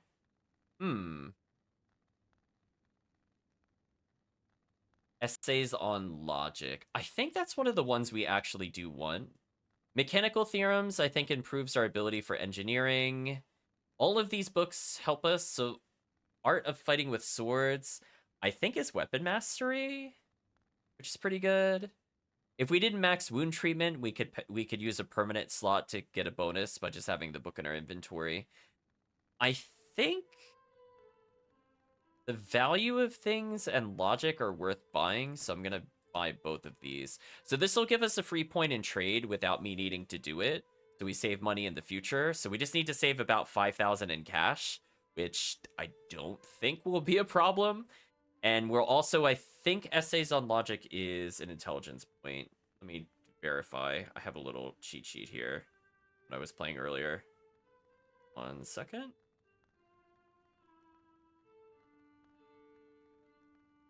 So essays on logic gives a bonus to intelligence. So essentially this can turn into a skill point of whatever we want. There's no reason not to take it. So we'll pay for the books here. Those are basically permanent skill point upgrades, which is nice. Unfortunately, I don't see any bards here. So I think what we're gonna do. No. So, oh, I forgot to mention, travelers do several things. If at any point we get imprisoned, essentially what we could do is talk to the traveler and find where our previous companions went to. If we're looking for somebody that is a claimant, I think was the word I was looking for before, who is saying that they should be the rightful ruler but are not the ruler currently, he will also help to some extent with that. Unfortunately, though, I don't see the bard. So next time we see a bard, chat, we will ask him about different impressions on women, and we will probably pick one of them. If not to marry them, then just a duel. We meet again, Sir Burns a lot. Do you have any tasks for us? Nope. That's kind of the downside of going straight to vassalhood. Nobody wants to assign you tasks after a little bit. Whatever. In the meantime, we'll just go back to, I guess, the Vagars and try to burn one of their caravans? Question mark. Killing a caravan unit would be great experience for a team. Just it's a bonding exercise. Such a good weapon. Oh, yeah, the War Cleaver. Love the War Cleaver. It's one of my favorite weapons. Oh, so expensive though. Like just a little shy of having the War Cleaver. We're like 1 character level from using the War Cleaver, if I'm looking at that correctly. I have 9 strength. I will level in 3,000 experience or 30 kills. Possibly less if you include completing the battle itself. So bad. What would I give up for it, though, is the question. I guess Balanced Spear. I don't really need that at the moment. Chat, this is for the future. We're buying the War Cleaver. I have way too much fun with the War Cleaver. I just use that all day long. I mean, it's got Cleaver in the name, chat. If it's just like, all you do is just mow people down with a giant sword. I mean, that's kind of the dream. It's kind of the dream, chat. There was a better sword we could have purchased there had we had more money. But honestly, instead of doing 20 damage a swing or 30 with our current weapon, 31 with our current weapon, we could just do 40 something. Which I think is just better. So we're going to see if Uxol needs us to do anything. Otherwise, we're going to go make the Vagar Kingdom mad at us. I would prefer to fight their caravans. Oh, Katrin has dialogue because we're near her home. So we'll say, tell me more. I'm from Uxol. You know the saying, sir. Barley grown in Uxol is made into ale in Praven. We're all better for it. Not sure what that means, sir, but it's true about the barley, and wheat, and oats. We grow more grain here in the Vale of Uxol than all the rest of Cal put together. And our ale is the best, too. It's seed in the soil here. Rich and black, it smells of good harvests and full bellies. The Swadian king will tell you the Praven was the biggest city in Cal back under the Empire. That's why you should rule the whole land today. Mind you, I don't care much about politics, sir. I sold provisions to every army that ever marched into Cal. I tell you that I wouldn't give a single one of them a single biscuit unless I had the cold, hard denars in my hand first. Why, these high and mighty kings and nobles can't pay their bills. I'll never know. But I prattle on a bit there, don't I? Okay. We understand more about her, which is interesting. So that could give us insight as to what companion she might like. So she doesn't seem very pro-noble. Ooh. Ymira could be a fun companion. I'm gonna say hello to you, Ymira. She says, a good question, I shall tell you. My father and a well-known merchant here in Uxol decided that I should be married to one of his business partners, a man well past the age of 30. I'd been an obedient daughter all my life, but it was a ridiculous and horrid proposition. So I ran away. I shall marry whom I want, when I want. Moreover, regardless of what my father might think, I'm perfectly capable of taking care of myself. Thinking I should perhaps join a band of gypsies, or perhaps a troop of mercenaries. We're gonna say, well, as it happens, I run a company of mercenaries. Do you? Well, I'm in no position to be picky. I'd be pleased to join you. I think you would find I would be most valuable addition to your ranks. I'm well-versed in classics of literature and could declaim several of epic poems of my people. I play the lute and am a skilled manager of household servants. We'll say, that's a start, we could teach you the rest. Good. Give me a few moments to prepare and I'll be ready to move. Okay, so free companion. But more importantly, chat, there's a farmer here that's looking for more experience. I'll let you see his face. He's seen things, chat. My lord, you look like a man of the sword and someone who could help us. Will you hear my plea? Sure. So, as I said before, there's always the band of brigands that's taken refuge in our village. Let's ask him where the village is. It's in Nomar. So if we do the fight in Nomar, we get paid, we get lots of experience, and the village likes us. That is a win, win, win, win, win. Oh, is this the village we set on fire earlier? I don't know if they'll ever love us again, but we could try. We could try, chat. They're hostile to us. Yeah, chat, this is the village we set on fire earlier. But hey, I guess we could slowly repair relations, I guess. Let's tell our people to hold their position. I'm gonna ride up the hill a little bit. Also, I didn't give you Ymira a new item, so she's kind of vulnerable to getting killed instantly. That's fine. Where are the people? Are they expecting me to raid? Oh, there they are. Oh, that was such a nasty shot. What a good shot. Oh, look, we took no damage thanks to our super armor. Thank you, super armor. And again, if we give all of our companion range weapons, that just means as this enemy army slowly saunters their way over here, there's not much they can really do to stop us.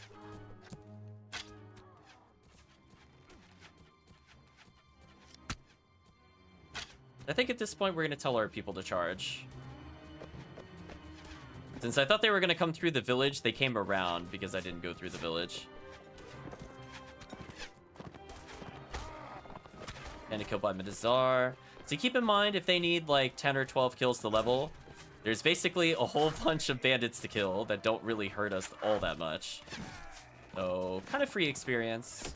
Not going to say no to this. Again, we are feeling very powerful right now. You can see I'm one-shotting with speed the bandits. So you can see our power level, even though we barely touched our strength score at all. Just a couple points and a lot of proficiencies. We hit the gap. If we could get one more point of strength, we're gonna be good. Also, we needed to kill like 30, I think I said. Let's start hacking some down. We need our war cleaver, chat. I love this weapon for when we're doing like one-on-one battles, but for everything else, bring me the war cleaver. Yeah, this is kind of an awkward place to stand. We're gonna get off our horse, get murdering.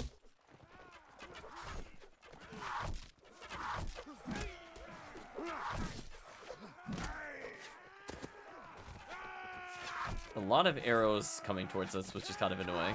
Stop that. Bundic leveled, nice. So we're on our way to 30, Chad. It's not a number as high as you think it should be. Probably should have made us kill a little more for that strength point, but hey. We're gonna gain a little extra health, which means that we can tank arrows easier. More importantly, also, how is that farmer alive? Oh my gosh. Look at his face. He's covered in fruit juice, chat. He's got an arrow sticking out of his chest. What a beast. We gotta live up to farmer, chat. Oh my gosh, take your rewards. Hey, we're only at negative 23 now. We only need like 3 more bandit saves for us to finally do anything with them. I know, he needs to clean up after having some fruit juice. Just honestly, give him a napkin or something. We don't need anything there. And again, because our companions are getting first aid, they're basically at full health again. So we're just looking for caravans. I could burn a village directly. I would prefer not to, if I'm given the choice. Do I capture the prison? You know what? I think we fight them for the prisoners. They have a couple foot soldiers that will give us some leeway with the Sea Raiders, and if they happen to die fighting the Sea Raiders, whatever. The Sea Raiders are probably going to be like 16 to 20 people, so if we have 16 to 20 people, even if they're not super good, I think I'm okay with it.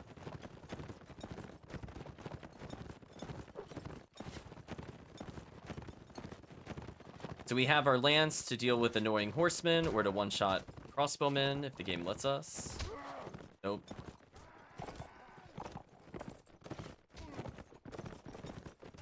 Oh my gosh, I misfired like a pixel. That felt so bad. Oh, lance. Okay, that time I killed him instantly. That felt a little better. Did not recover in time, which is a shame. So as a reminder, unless that little red light is gone, I can't do my charge insta-kill nonsense. Yeah, these 5 people will be slaughtered pretty easily. We do need equipment for our newest party member. She's also untrained, but it's fine. She's still a body that recovers health rapidly, aka pretty much what we're looking for.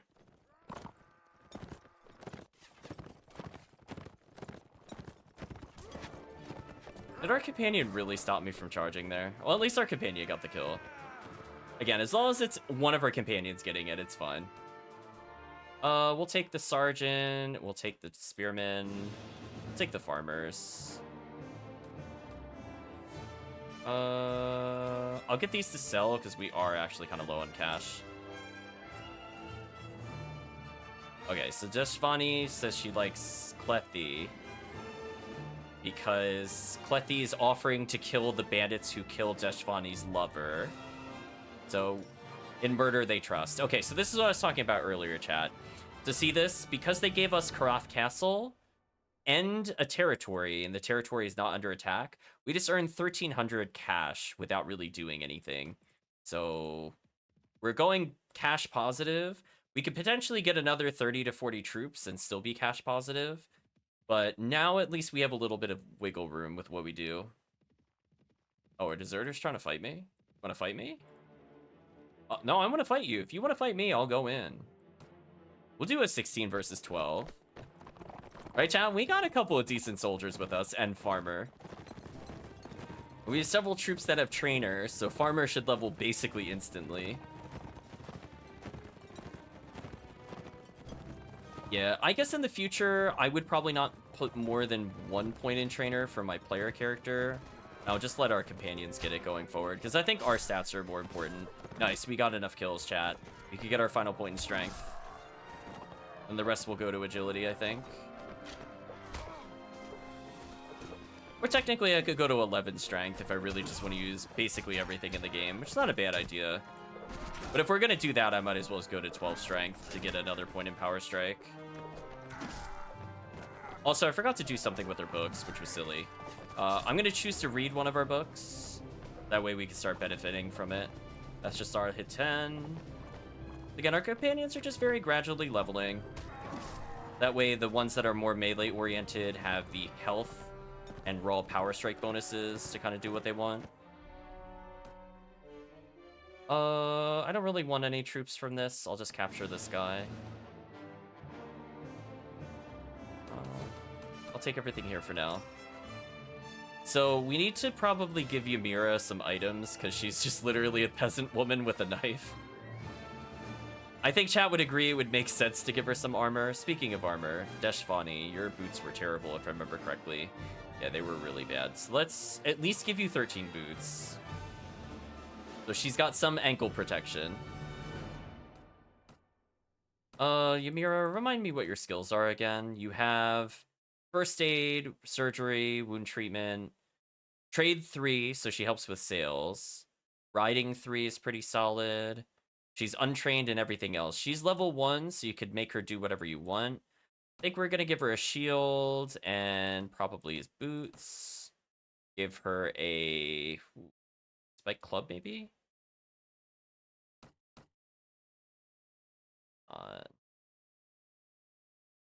Or I could do something else with it. Chip sword, I think, would be okay. No, regular sword would be better. So we'll give her a knife. So we'll give her a sword and a shield so she can at least survive. She doesn't have enough strength for the other crossbow.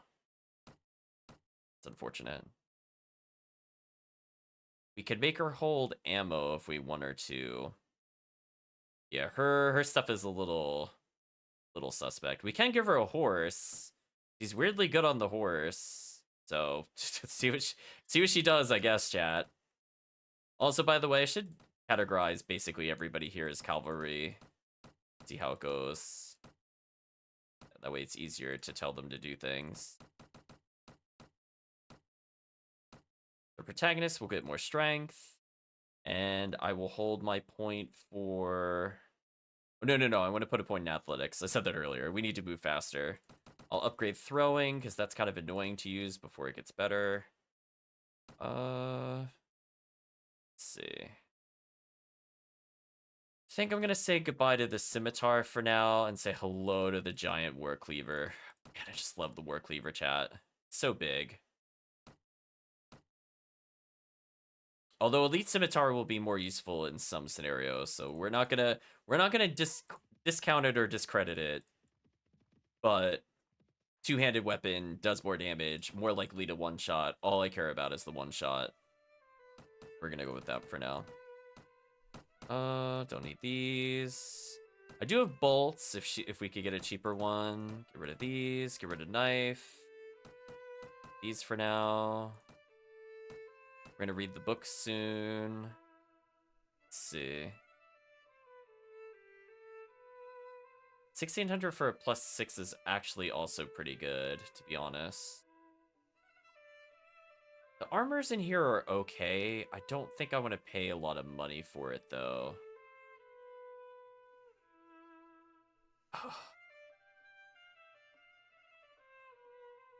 Feel very conflicted about some of these. I guess I'll hold off for now. I think we could do better just by fighting the other people. We could give Ymira bolts for the future. She's able to do it. We need to put her strength up a little higher so she can use more items. Let's go ahead and read a book on... I guess trade value doesn't hurt. Does my character have any points in trade currently? They do. That means I could give a +1 to the character we just recruited for better trade deals. Again, it'll pay for itself no matter what there, at least. So far not seeing any caravans, which is a bit disappointing. How much time do we have for this? 28 days? So in the meantime, we can fight a few sea raiders. See if we could come across some merchants. Otherwise, weirdly, I think if we go all the way north back to Shariz, I think that means that we will be able to find the caravans more easily, because all the caravans have to go by Shariz at some point, is what I've learned. Basically, at some point, they have to go there. Do these people want me to do anything out of curiosity?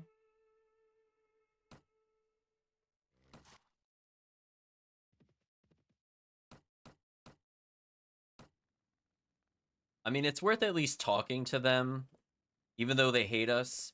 As I said before, we're going to be employing a tactic where we basically catch and release repeatedly.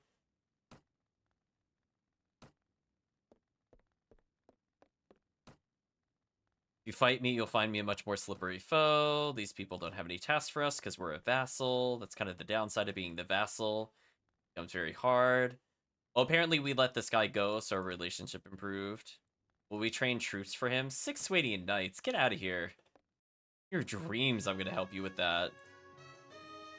Right, Chad? Get out of here. We're not helping him with that stuff. Raise your own troops.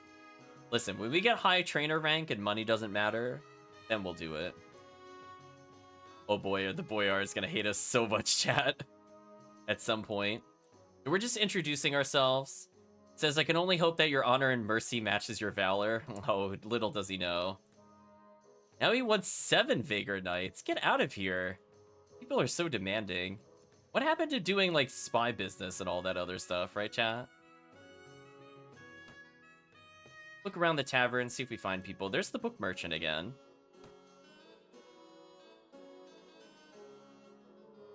Ooh, new...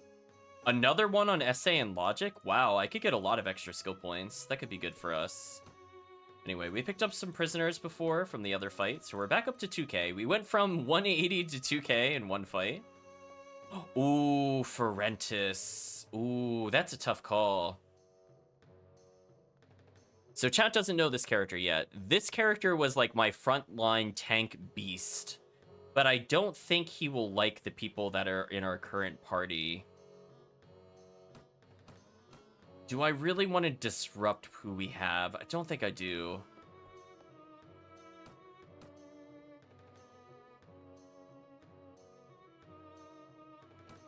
Okay, so nothing new here. Really hoping just to see a merchant at some point. They tend to visit the major cities, so if you wait around a major city long enough, you will find them.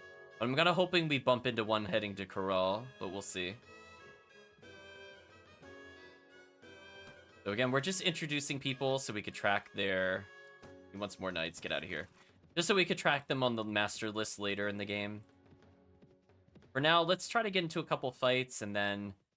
I mean, if it comes down to it, I guess I could just burn a village, you know. If they don't want to give us caravans, I'll burn another village for chat. I prefer to keep some of the lords not completely hating us, but we'll see. I'd slit your throat for a trinket. He'll slit our throat and then he'll drink it. That doesn't sound very sanitary. Anyway, chat, the War Cleaver is here. I love the War Cleaver. It swings very slowly at the moment, but wait till we level it up a little more, chat. We're just winding it back, ready to deploy the War Cleaver. Oh, 40 damage. Let's go. So every swing is a proficiency point at the moment, which is excellent news for us. So as a reminder, more proficiency equals eventually more damage, but more importantly, faster swing speed. So we could basically just always be perpetually swinging the War Cleaver, which is how I think it should be done. So for now, we'll fight some easier bandits until we get some proficiency ups. Keep in mind, we're not really giving the experience to our foot soldiers, as we barely brought any. Instead, all of our companions are just getting leveled here. And potentially we'll end up with more equipment for our new companions. And that did 42 with no proficiencies. That feels pretty good. And also no speed. So it's almost at the point where it can one-shot people already. But I think we could do better, chat. Oh, Farmer actually got a kill? Wow, Farmer with his rock. What a kill steal. Anyway, fight's over. Only lost our doctor. Bigger horseman? Nah. Let's upgrade our farmers to watchmen so that we have more snipers, I guess. We have a sergeant, a spearman, and 2 crossbowmen. Capture these bandits. Oh, these shields actually sell for quite a bit. Was that a good lance? Bent lance, bent light lance. Oh, it's not quite as much range. Never mind. Less excited. So Ymira finally leveled. She was at level 1. I might as well just go back to Corral and sell the items we just got. So this is a good sign. Ymira's kind of like a starting character. You can kind of do whatever you want with her. She definitely needs more strength to wield more weapons. Let's give her a point in Power Strike. And maybe some one-handed weapons so she swings a little faster. That's a good call. We definitely need people with shields in the front line at some point. Just kind of checking what they have. Okay, so he's got a switchable sword. That's pretty good for us. He has a one-handed weapon, so that's not bad. I'm gonna make sure at least one of our people is a two-handed weapon. They do. Get rid of regular sword. He doesn't really need that. Shield is good to put on a character even if they don't use it, because it actually protects from arrows in the back. Kind of a nice feature of the game, so we'll give it to them regardless there. Lethe needs probably a stronger shield than this. Ooh, that is a really tanky shield.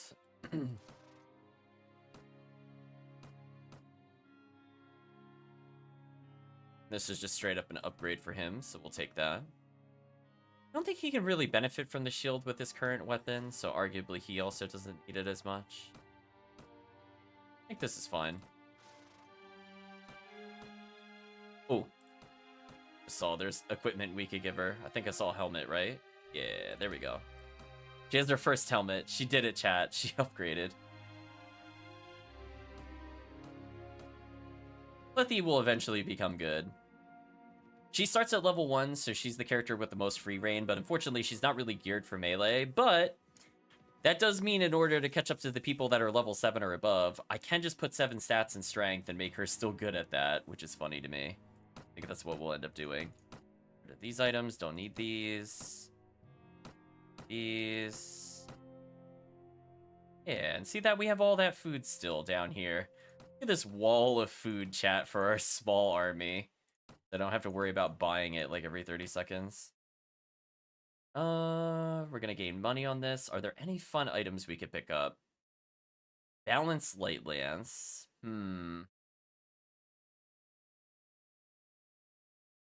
Maybe that's what I do. I just buy this for myself and be greedy. Yeah, let's be greedy. Any fun little bits of armor I can get? 644 for 4, that's okay. 354 for 1 is terrible. 165 for 2. Pay for that. That way we can have Ymira have a little bit of defense. Nice. She takes 2 less damage. She still takes 1,000,000. So one thing I think that is worth doing is if they have something like this, we could give her a lance so that she could charge in and get free kills. And then if she's on foot, she might be able to switch to sword. I'm not sure if she's smart enough to do that or not. I guess we'll see.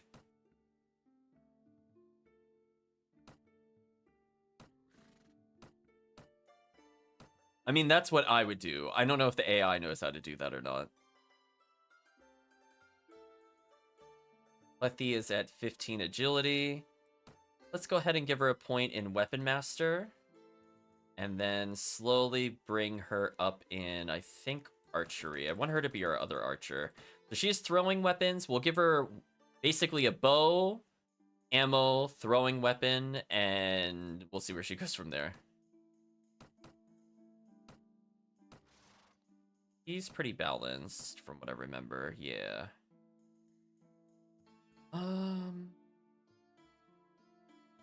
I think I'm going to get another point in agility to get to Weapon Master 4. And then I think he's basically just going to take off from there. I don't need to worry about him for the rest of the game for agility. I don't really care. Also, more agility is more movement speed. So in a way, we're making him more useful regardless. Yeah. Oh, I forgot. Karal, do you still have... Do you have any... ransom brokers? You do.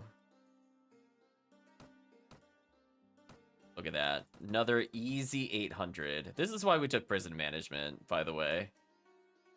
Teach me anything about poems. Alright, so we're gonna learn a new poem if we want to woo people later. You just still don't trust Clethy. They very well repeat after me. You were the first and last, the outer and the inner. I drink from the cup of love, I escape the tread of time. Moment in solitude with you would have no beginning and no end. Okay. Let's learn the poem. We'll pay some money. If we want to woo ladies in the future, what those are for. So we're gonna ask him, are there any eligible ladies? There's a lot of ladies here. I'm going to marry well and make her mark in the world.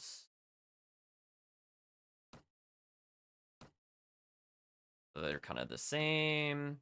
Gentle temperament. Are there any ones where they just seem crazy?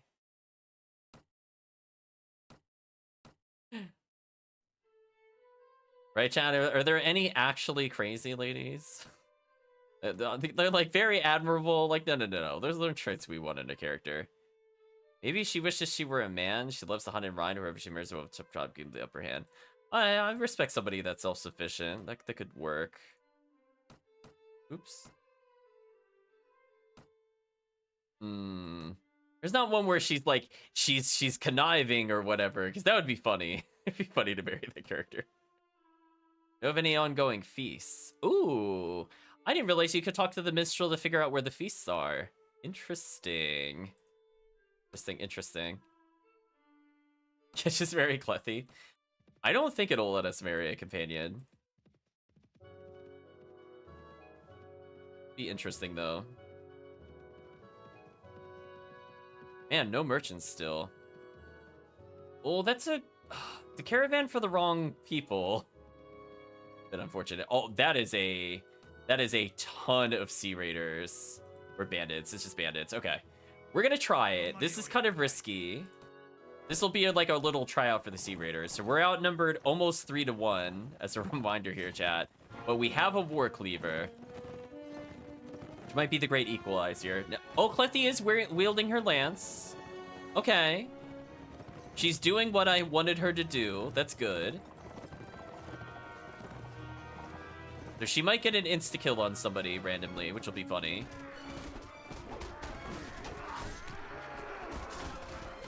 Nice, proficiency increasing. Well, we killed our 3-1. We'll just help our comrades go to the 3-1 ratio. Again, almost every swing is at a proficiency up, and it'll just get faster and faster and faster. Just what we want. Because eventually the name of the game is going to be not about weapon speed, but about reach. This thing has good reach. Just got to level it a little more. Again, our companions are going on kind of a killing spree, which is what we want to see if we're looking to power level them for war. We went from 80 proficiency at the beginning of the War Cleaver to 91. It's getting faster. Chat may or may not see it already swinging faster. It feels faster. It's at 93 now.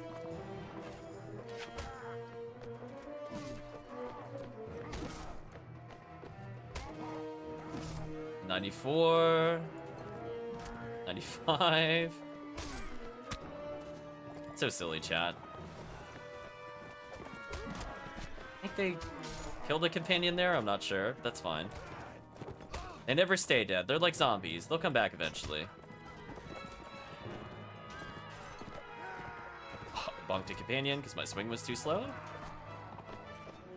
But it's looking good. They're already kind of retreating from us, which means they're demoralized. Means it's pretty much over.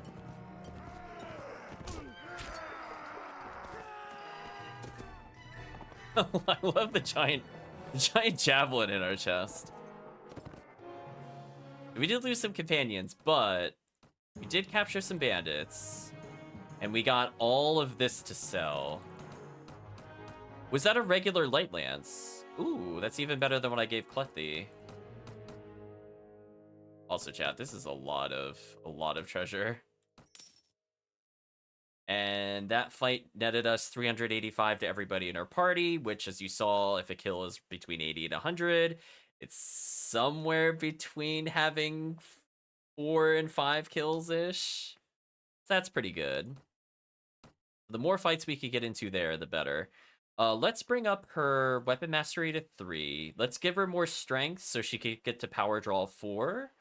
And then I think she's pretty good to go. We'll keep leveling archery so she fires faster. And probably polearm.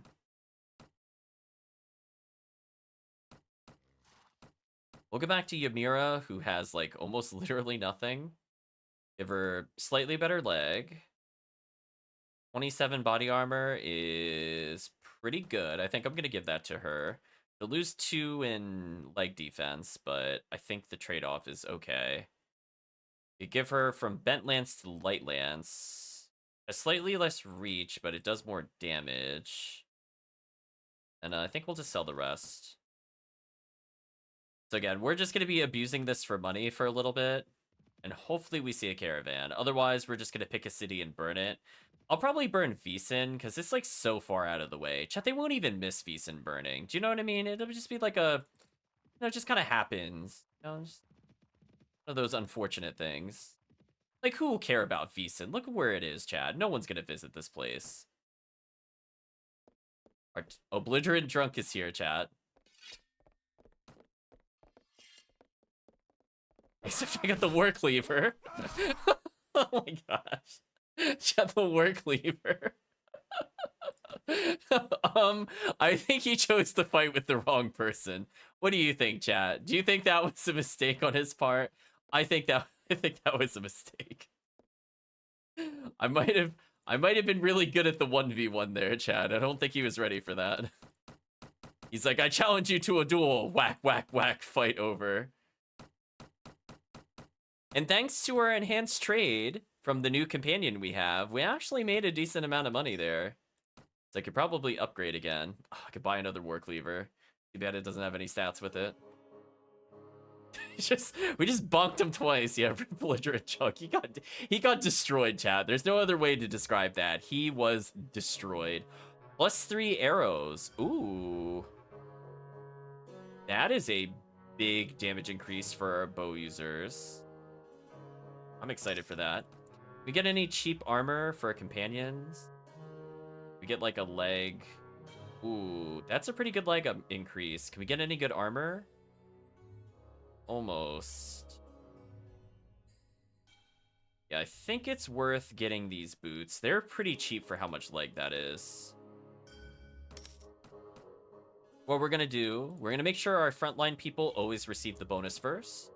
Now we have a soldier with 38 leg armor. His body armor is a little lacking, which is a bit disappointing, so we'll have to fix him soon.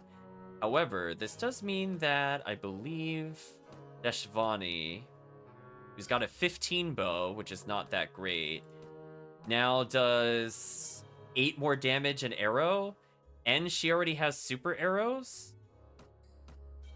We'll go Beheshtastar first. So he uses 2 less arrows total, but they do 2 more damage a hit.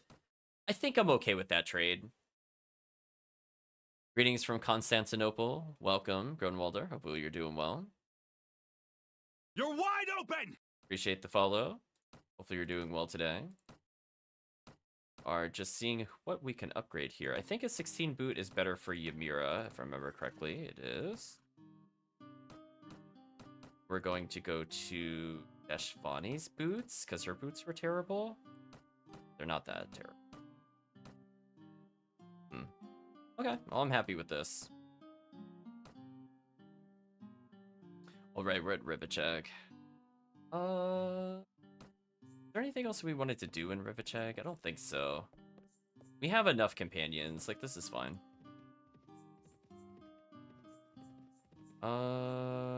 Random deserters. If I want to fight those. 41 Tundra bandits. That sounds kind of fun. Can we fight 41 Tundra bandits where there's 16 people?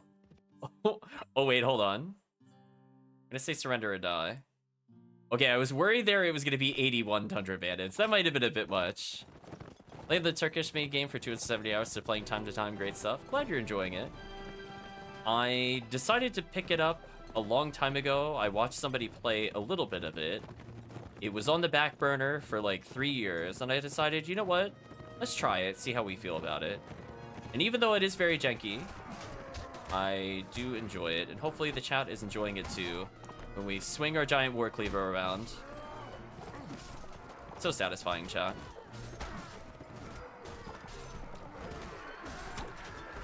So we're just gradually leveling our weapon proficiency. Our allies are going to get more accurate. Their armor is slowly getting better, and the money we receive is just going to make them better and better and better. Nice. Already at 102 proficiency from 80. Thank you, Warcleaver. This is going to make tournaments very easy. Because, again, we're just improving how fast we swing here. Love to see it. There we go.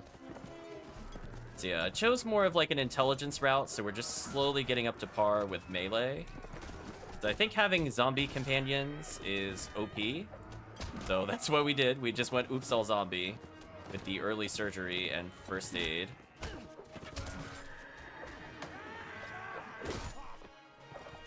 You can see we're taking very little damage. That's due to our really, really good armor. So I could just afford to face tank for our allies. It doesn't really matter. You can see at this point, numbers don't really matter to us. About the quality sometimes, chat. We have good weapons, we have good armor. What can they really do to stop us?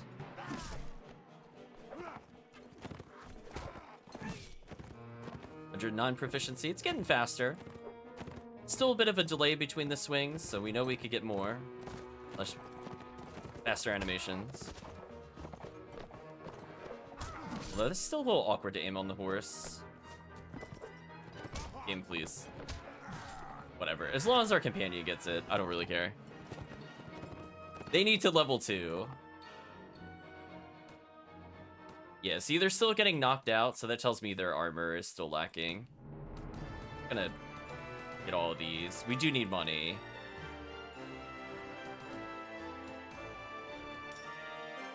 There we go. Ymira leveled. As I said before, we could make her more of an intelligence-based character, but there's no point in getting surgery. We don't need her in first aid. We don't need her in wound treatment. The most she would have is trainer, but she's so low level, there's no point to doing it at the moment anyway. Let us get another point in strength so she has more equipment to choose from, and then raise power strike with her. And I think what we're gonna do...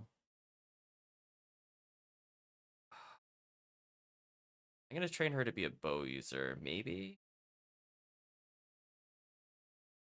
Got a sword, shield, lance. I don't technically have to train her for it. But we should make her a little better at some of these. She actually attacks. Where am I from? I'm in the US.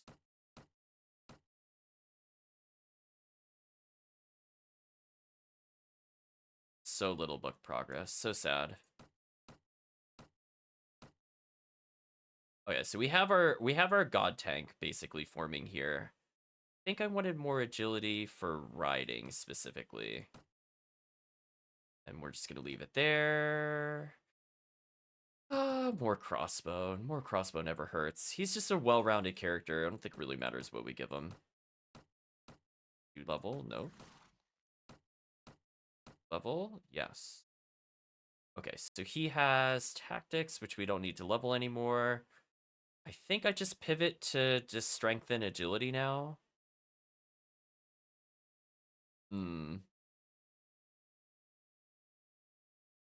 Oh wait, he's learning engineering. I can't pivot yet. But okay, let's give him at least a little more strength. And then we'll pivot. Engineering is an important skill, but if he also just doesn't do any damage, it's kind of a problem. What level am I now? I don't remember. Don't keep track. I guess I'm 20. I'm pretty high up there. You can see I just went all in early.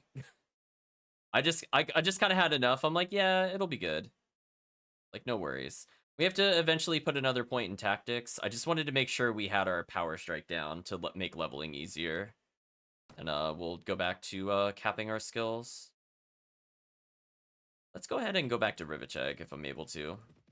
Oh, that enemy spawned right in front of me. That was awkward. So yeah, we're just looking to kind of get our armor up a little bit across the board, and then I think we're going to go burn a village. We have some time before we need to burn the village. On the rush. What tactics ability works for exactly? It just makes sure that there are less people spawning. So even if it's like 500 of them versus like 200 of me, if my tactics is high enough, it just forces them to not spawn people. So ultimately, it means I could get away with like lower troop numbers. It's not like the craziest thing in the world to have. It's more of a nice to have. I don't think it's as important as like surgery, first aid, wound treatment, maybe engineering, pathfinding. I think those other skills are probably more important, to be honest. But we're gonna try this out. And we've already maxed surgery, first aid, wound treatment. The only thing we did not max with pathfinding, which we could kind of feel it at points. I mean, it would be nice if we move faster in the overworld, but... Oh, you have no money. Awkward. I forgot that we had already bought him out, essentially. Whoops. Try this. Worst guy has no money. Okay, you still have money at least. Yeah. I would say probably if I were to play again, I would probably pick, instead of tactics, I would maybe put 2 points in tactics because it's an int skill and it's easy to do. I would probably put it towards pathfinding because I think the early movement is just so crucial. Getting those easy kills. Ooh, if I had 3,000, we could get basically a super armor for people. Not quite the same tier as these 5k armors, which honestly we could save up for. They're very, very good. If we put it on ourselves, we basically don't get damage to anything except for two-handers and crossbow. Everything else just can't hurt us. So we're going to do a couple more fights, and then I think we're going to burn Vizin to pay for Rivacheg goods. Oh, are they fighting somebody? I heard the fighting sound.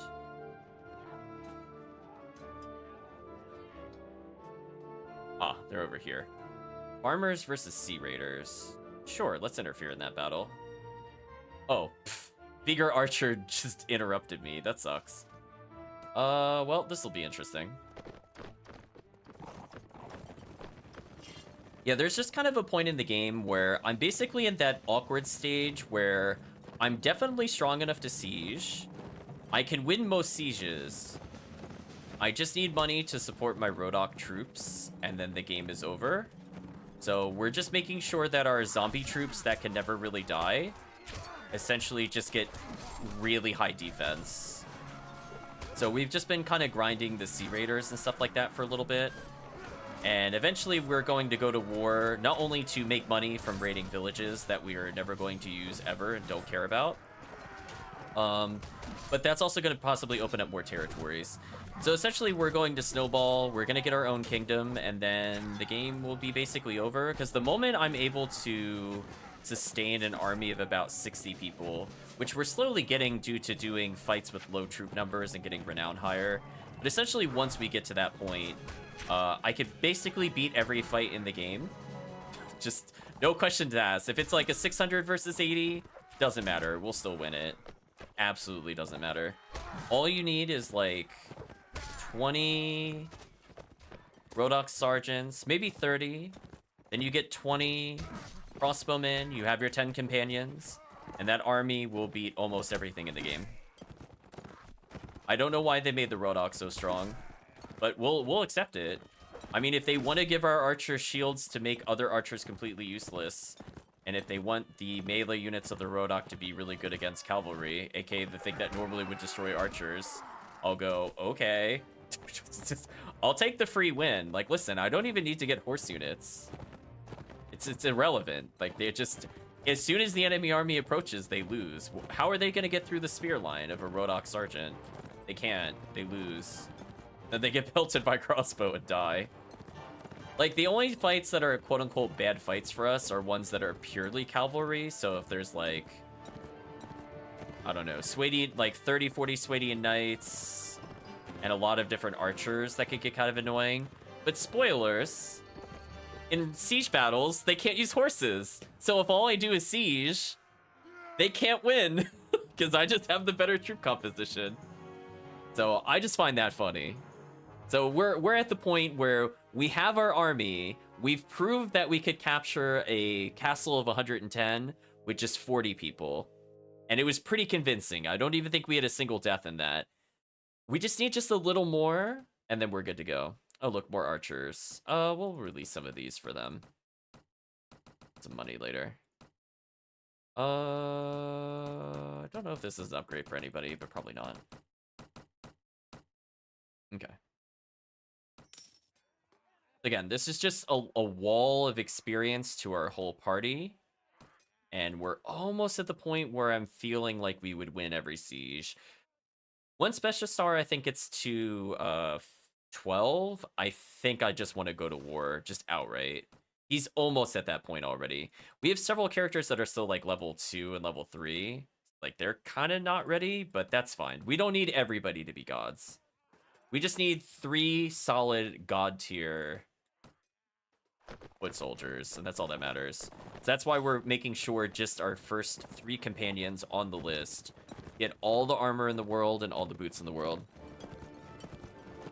Press control and then click upgrade to take prisoner. It upgrades, takes all soldiers at once. I wanted to do a mix of things, though. I had to give up bandits for that. I know what you mean, but I wanted to... I was already at my capacity, so I had to get rid of some. I don't think that lets you get rid of stuff if you're already capped. You correct me if I'm wrong on that. I'm pretty sure it doesn't do that. If it does, I'll just try it, I guess, next time. But my capacity was 10. I had 10 bandits, so I needed to get rid of a few for the archers. Do this. Easy kill.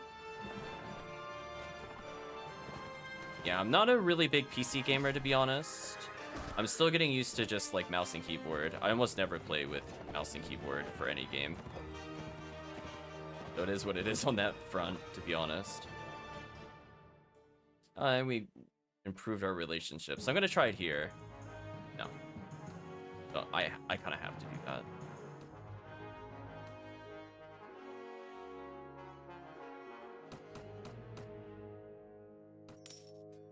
Okay, that's not too bad.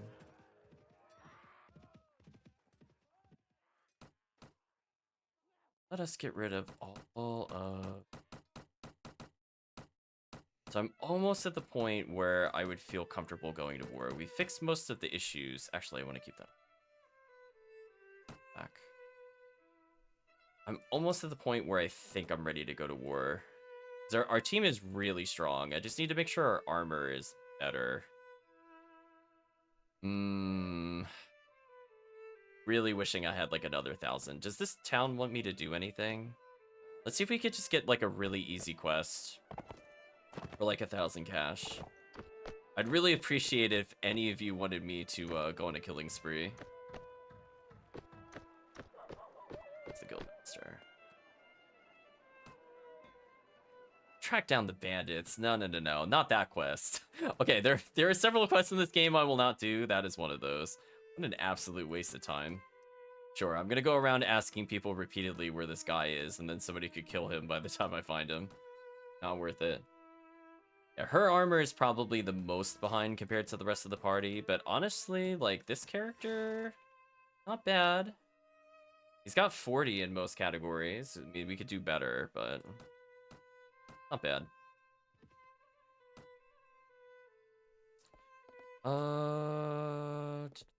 Oh, you were just Traveler, that's right. Troubadour?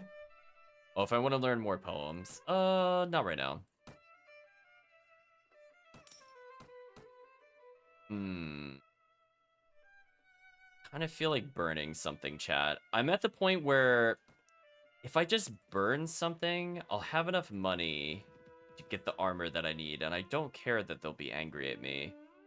The only thing I'm a little scared of is 100 foot soldiers here is a problem for us. This 41, we could take them. No doubt at all. I could beat that 16 to 41. That 101, kind of a problem. They have a lot of bad troops in there, like Huntress, Watchman, Farmer, Footman, like recruits.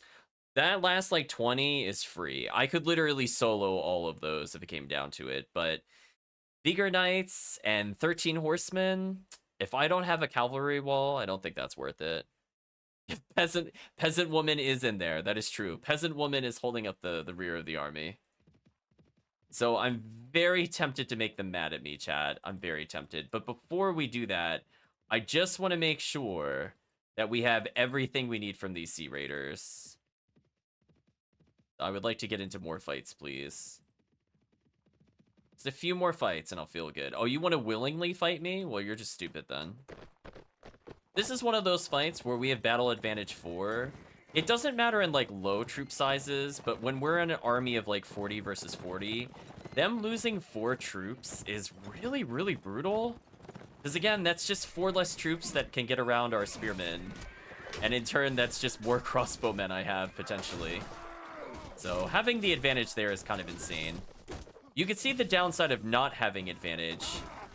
If you are outnumbered like 12 to 1 and you can literally not even have your companions with you at times. So it's important to have some tactics so that doesn't occur.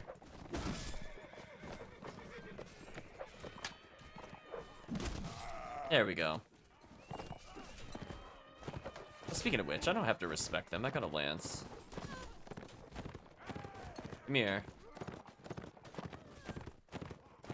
Oh, you're gonna slightly outmaneuver me. That's so sad. This is why we might need more ranks in riding. How did that not make contact with them? That's crazy to me. There we go. That made contact. See, the faster we could get him off the horse, the faster we win. And we have enough in Power Strike that even if I have no momentum here, I'm still able to do damage. All I'm really looking to do, just a little bit more damage. There we go. So our companions are doing more with the bows. They went from like 15 damage bows to 25.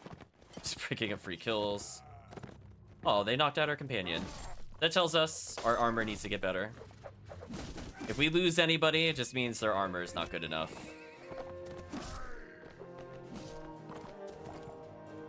And again, that single kill is 192 experience, so if I just killed like 5 of those, I only need like 5k to level most of the time. At least for the next few levels. Do I get more soldiers? I guess. Sure, you know what? We'll recruit Peasant Woman for the chat. Chat loves Peasant Woman. just in our army, just because.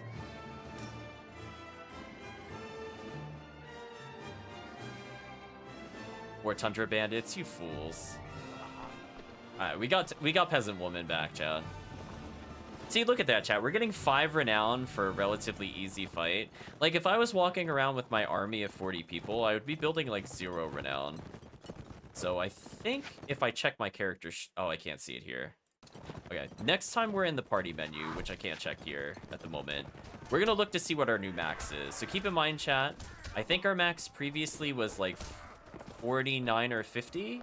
I'm curious where we are with the renown. Now that we've won several tournaments and we've gone on a killing spree, I'm really curious where we are.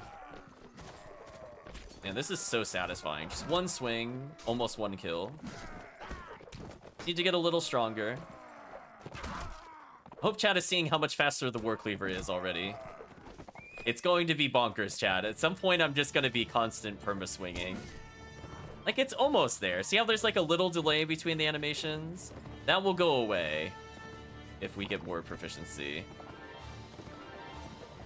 the meantime, we'll just chop them down. So again, I love that two-handed weapons went from, I think, 80 at the start of the session to 121. I mean, that's very silly. Oh, they're all dead already. That's an easy fight. Peasant Woman actually killed the bandit. Good job, Peasant Woman. You did it. See, now we're not getting any casualties. That's a good sign. Do I want a horseman? Not really. I find them actually kind of annoying. We'll take these, though. Again, we're just trying to ensure that we get enough bonuses. Oh, Tundra Bandit. Do you really want to mess with me?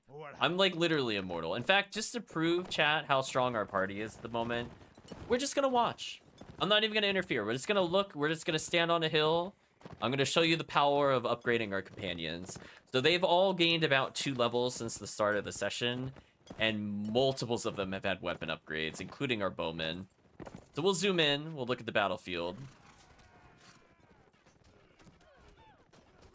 We can see some of our archers going into melee range for some reason. The game doesn't know quite how to play them. So Katrin, aka our least armor character, got knocked out instantly. So that shows you again her armor needs upgrading. Everybody else is doing okay. Our doctor got knocked out. Beshastar got a kill. Come on, game. You could do it. We believe in you. Rolf going on a killing spree with his, I think, his two-handed weapon. There we go. He learned it from us, chat. I mean, I'm happy to let the companions level. Like, listen, they need that XP. The fact that just Fani is still there... Oh, Peasant Woman got knocked out. Poor Peasant Woman. Bundik going on a killing spree somewhere. Good job, Bundik.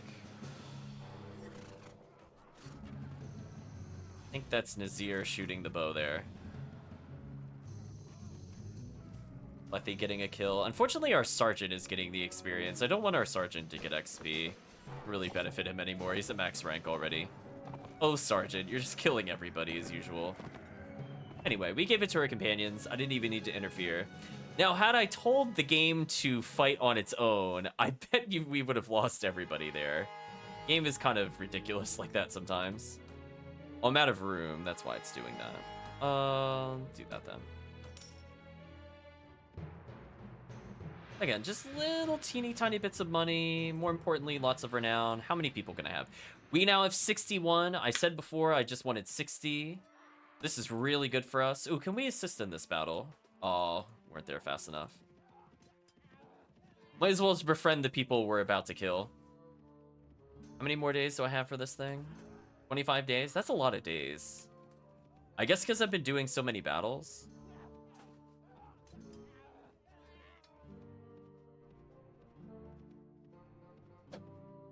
So I think we're coming up to our first point for a small break.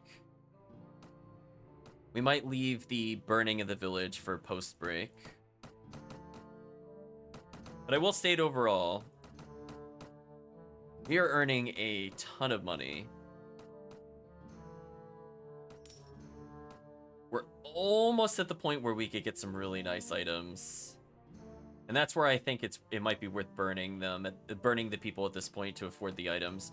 It's kind of like a snowball effect. Like, yes, we get a negative relationship, but doing that saves me like 6 to 8 6 to 8 real life hours versus like needing 10 or 12 hours to fix the relationship. But if I'm never going to repair the relationship, does it matter? It's just free money. Right, chat? But I want to make sure we take advantage of the Sea Raider fights before we commit to that. Oh, I forgot to check to see if we could get rid of the people in our inventory. And again, if the Prism Ransomer is a Corral or Rivacheg, we can make a lot of money really, really quickly. Which, as you saw, like, we only need 5k to get a potentially game-breaking amount of cash. Oh, I think he's no longer here, chat. Oh, it sucks. We'll check upstairs. In case he moved or something, but I don't see him.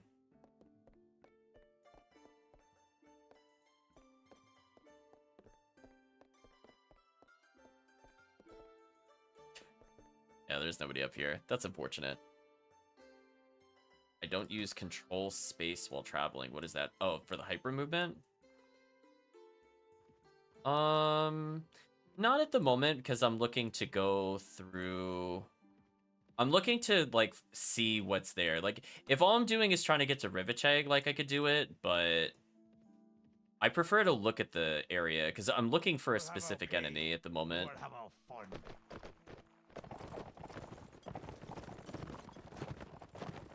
Also, I'm not aware of some of those commands, though. Is there something in the game that teaches you those? Because I don't see those in the controls, for example. Because I was saying that earlier, that, like, I was trying to figure out how to sell items quickly. And, like, by default, I eventually made a new game and found out that it was control and a click. But, like, oh, I'm taking a lot of damage.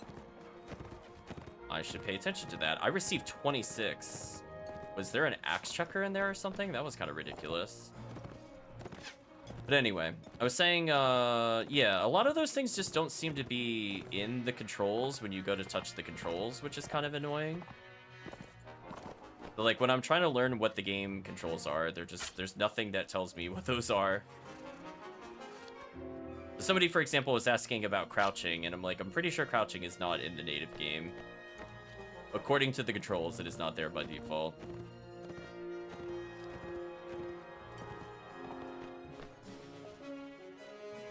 Sniping there. A little higher. Okay, need to stole the kill. I was gonna say, I earned that kill. Got cheated. Okay, they outshot me, that's fine. Do some damage.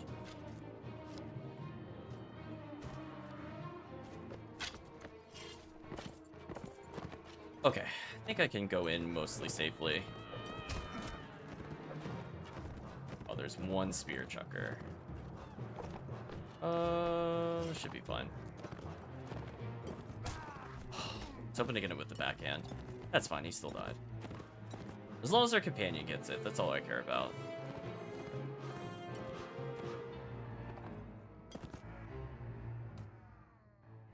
Do I want any of these people with me? Not really. Most I'd want the archer. I really don't want them. We got a horse.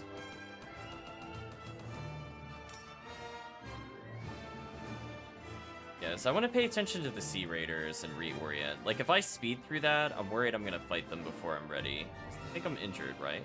Oh, no, actually, I'm back at full health. That's fine. Let's turn around and fight the Raiders. Oop, not that many Raiders, though.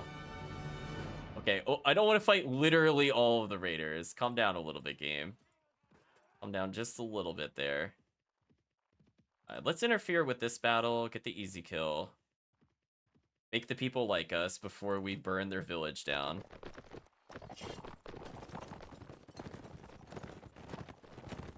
No, the F1 to F3 keys, that's in the controls. I just don't feel the need to use them right now, because it doesn't matter. I usually use 0 and then F1 and tell them to all hold, and then I reposition with F2. Make sure they're lined up to let our archers actually hit things. Yeah, I must have been being hit by like a javelin or something, because I don't know what would normally do that much damage, since bows don't injure us for more than like 6 damage total. But I somehow took 24, which to me was kind of crazy.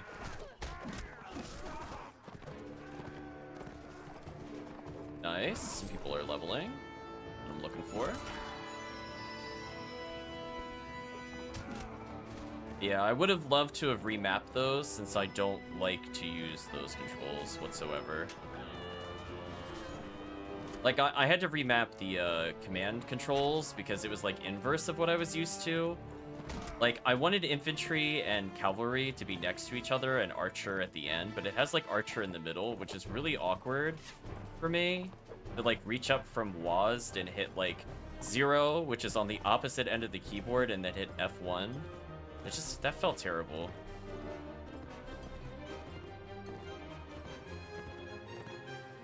Press F1, place the banner for holding place it. I already know this. I just don't care. It doesn't matter most of the time. Like, it literally doesn't matter. We're not losing anybody. I have all companions. Like, why would I tell them to hold? I'd rather they go before our other people regardless.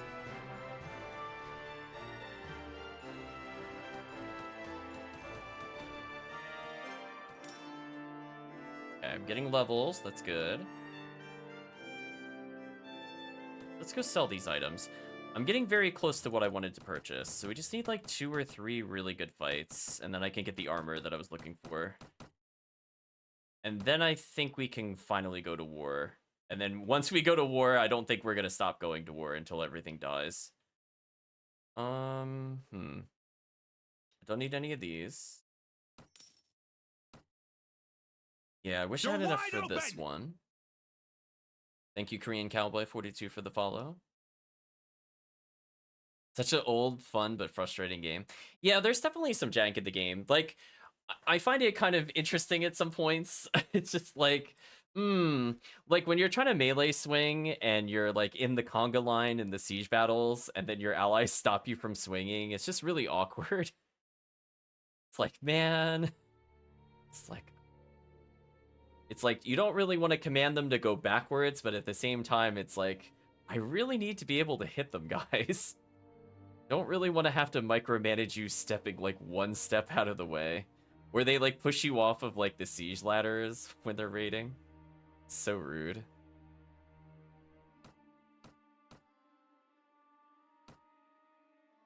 Boy. Alright, so we're still reading that book. I don't think I need anything else here. I guess I'm ready to burn their village. One less look at our party. How's our party doing? They're getting up there.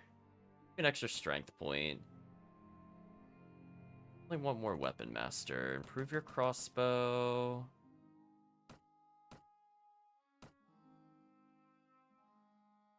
That's why I enjoy Bannerlord sieges, but Warband sieges are just solo the siege that make way for my soldiers. Yeah. I haven't played Bannerlord, I don't think. Is that like the sequel game? I know there's like the Something in Ice expansion that I haven't tried yet. I'm just playing the Warband DLC for the first game. Yeah, in the first game, it's like, if I can get behind the conga line of troops, then I'm good. Yeah, it's the follow-up, okay. Ooh, Nazar finally getting the strength I'm looking for, so we could give him power draw. Power strike. Yeah, that feels pretty good. I think he's ready for war. He has 4 points in something. That's good enough. Oops, I don't want to use my connections to advantage.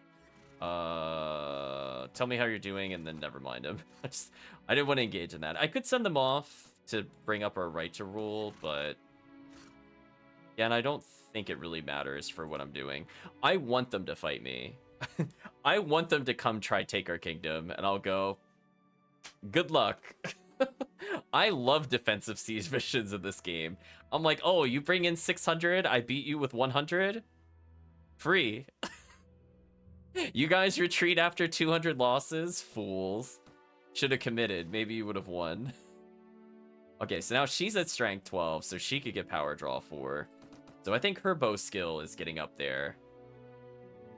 It's close. How about you, Rolf? How are you doing? You can get another point in Weapon Master. I think all of his other skills are actually pretty good, so he could do whatever he wants. I guess start focusing him on, because we don't need him for any of his alternate skills. He already has a 3 in Weapon Master. Shield is decent. Athletics and Riding is decent. Does have more strength. Did you gain anything? No. 1 more point in Agility. Can finally get you the 4 in Riding that I'm looking for. And I'll be really happy. Yeah, I heard very mixed things about the sequel. I'm curious for the people that played it, whether or not they like it more or less than the first game.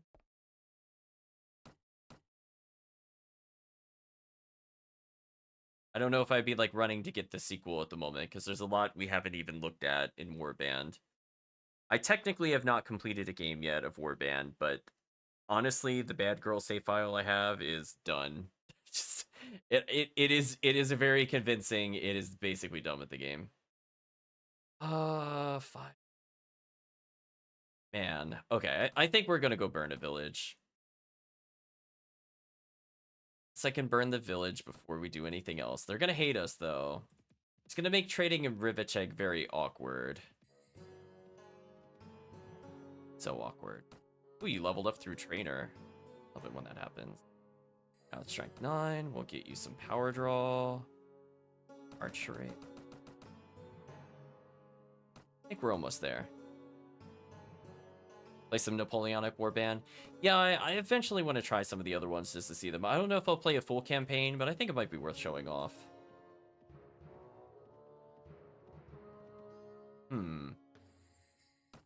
Okay, chat, so I'm actually going to take a super short break. I did say I was going to take a break earlier. I think we've been going several hours solid. So I guess we'll give a very brief recap of, I guess, how things are going. And then as soon as we come back from the break, I think we just siege them and force our way to the marketplace and see how it goes. Let's chat briefly. So what did we do today? We got our castle back. We garrisoned all of the troops that I don't need there, so when we are ready for serious war, we just pick them back up. We did a few town quests, so we built up reputation across a few different towns. We helped a couple of fiefs with bandits, so we can recruit from them when we inevitably go to war with them later. We don't have a lot of renown, or not renown, we don't have a lot of relationship with the other lords, which will be very interesting when we go to get another kingdom. As we do need to eventually hire a companion, essentially, or the equivalency thereof, to guard our kingdom. However, if I do manage to capture a city, and I manage to hold this city for any amount of time, I think we're in a pretty good position.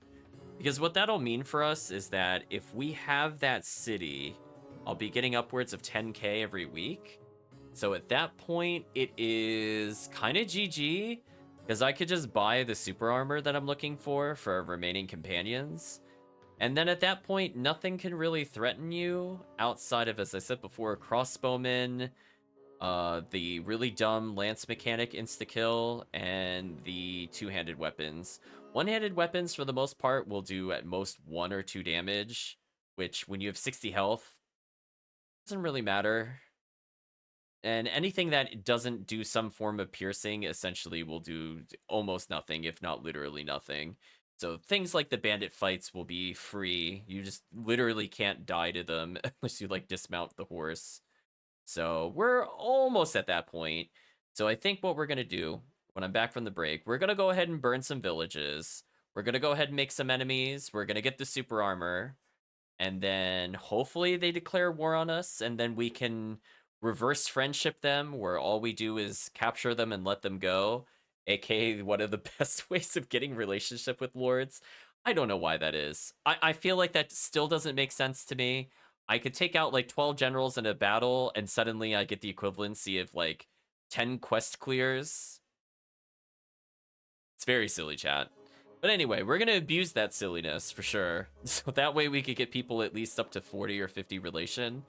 And then those might be our actual people guarding our castle, question mark. And from there, I think the game will snowball. But essentially, we need to get it rolling downhill. And so when I return, chat, we're going to go ahead and get that snowball rolling by burning literally everything we don't care about, aka the Vagrant villages, because I don't think I ever care about the recruits. I will never use the recruits. Yeah, I think it's just a safe bet to burn them. I don't think I really care. And if their lords hate us, oh well. There's 4 other kingdoms I could get people from. So be right back, chat.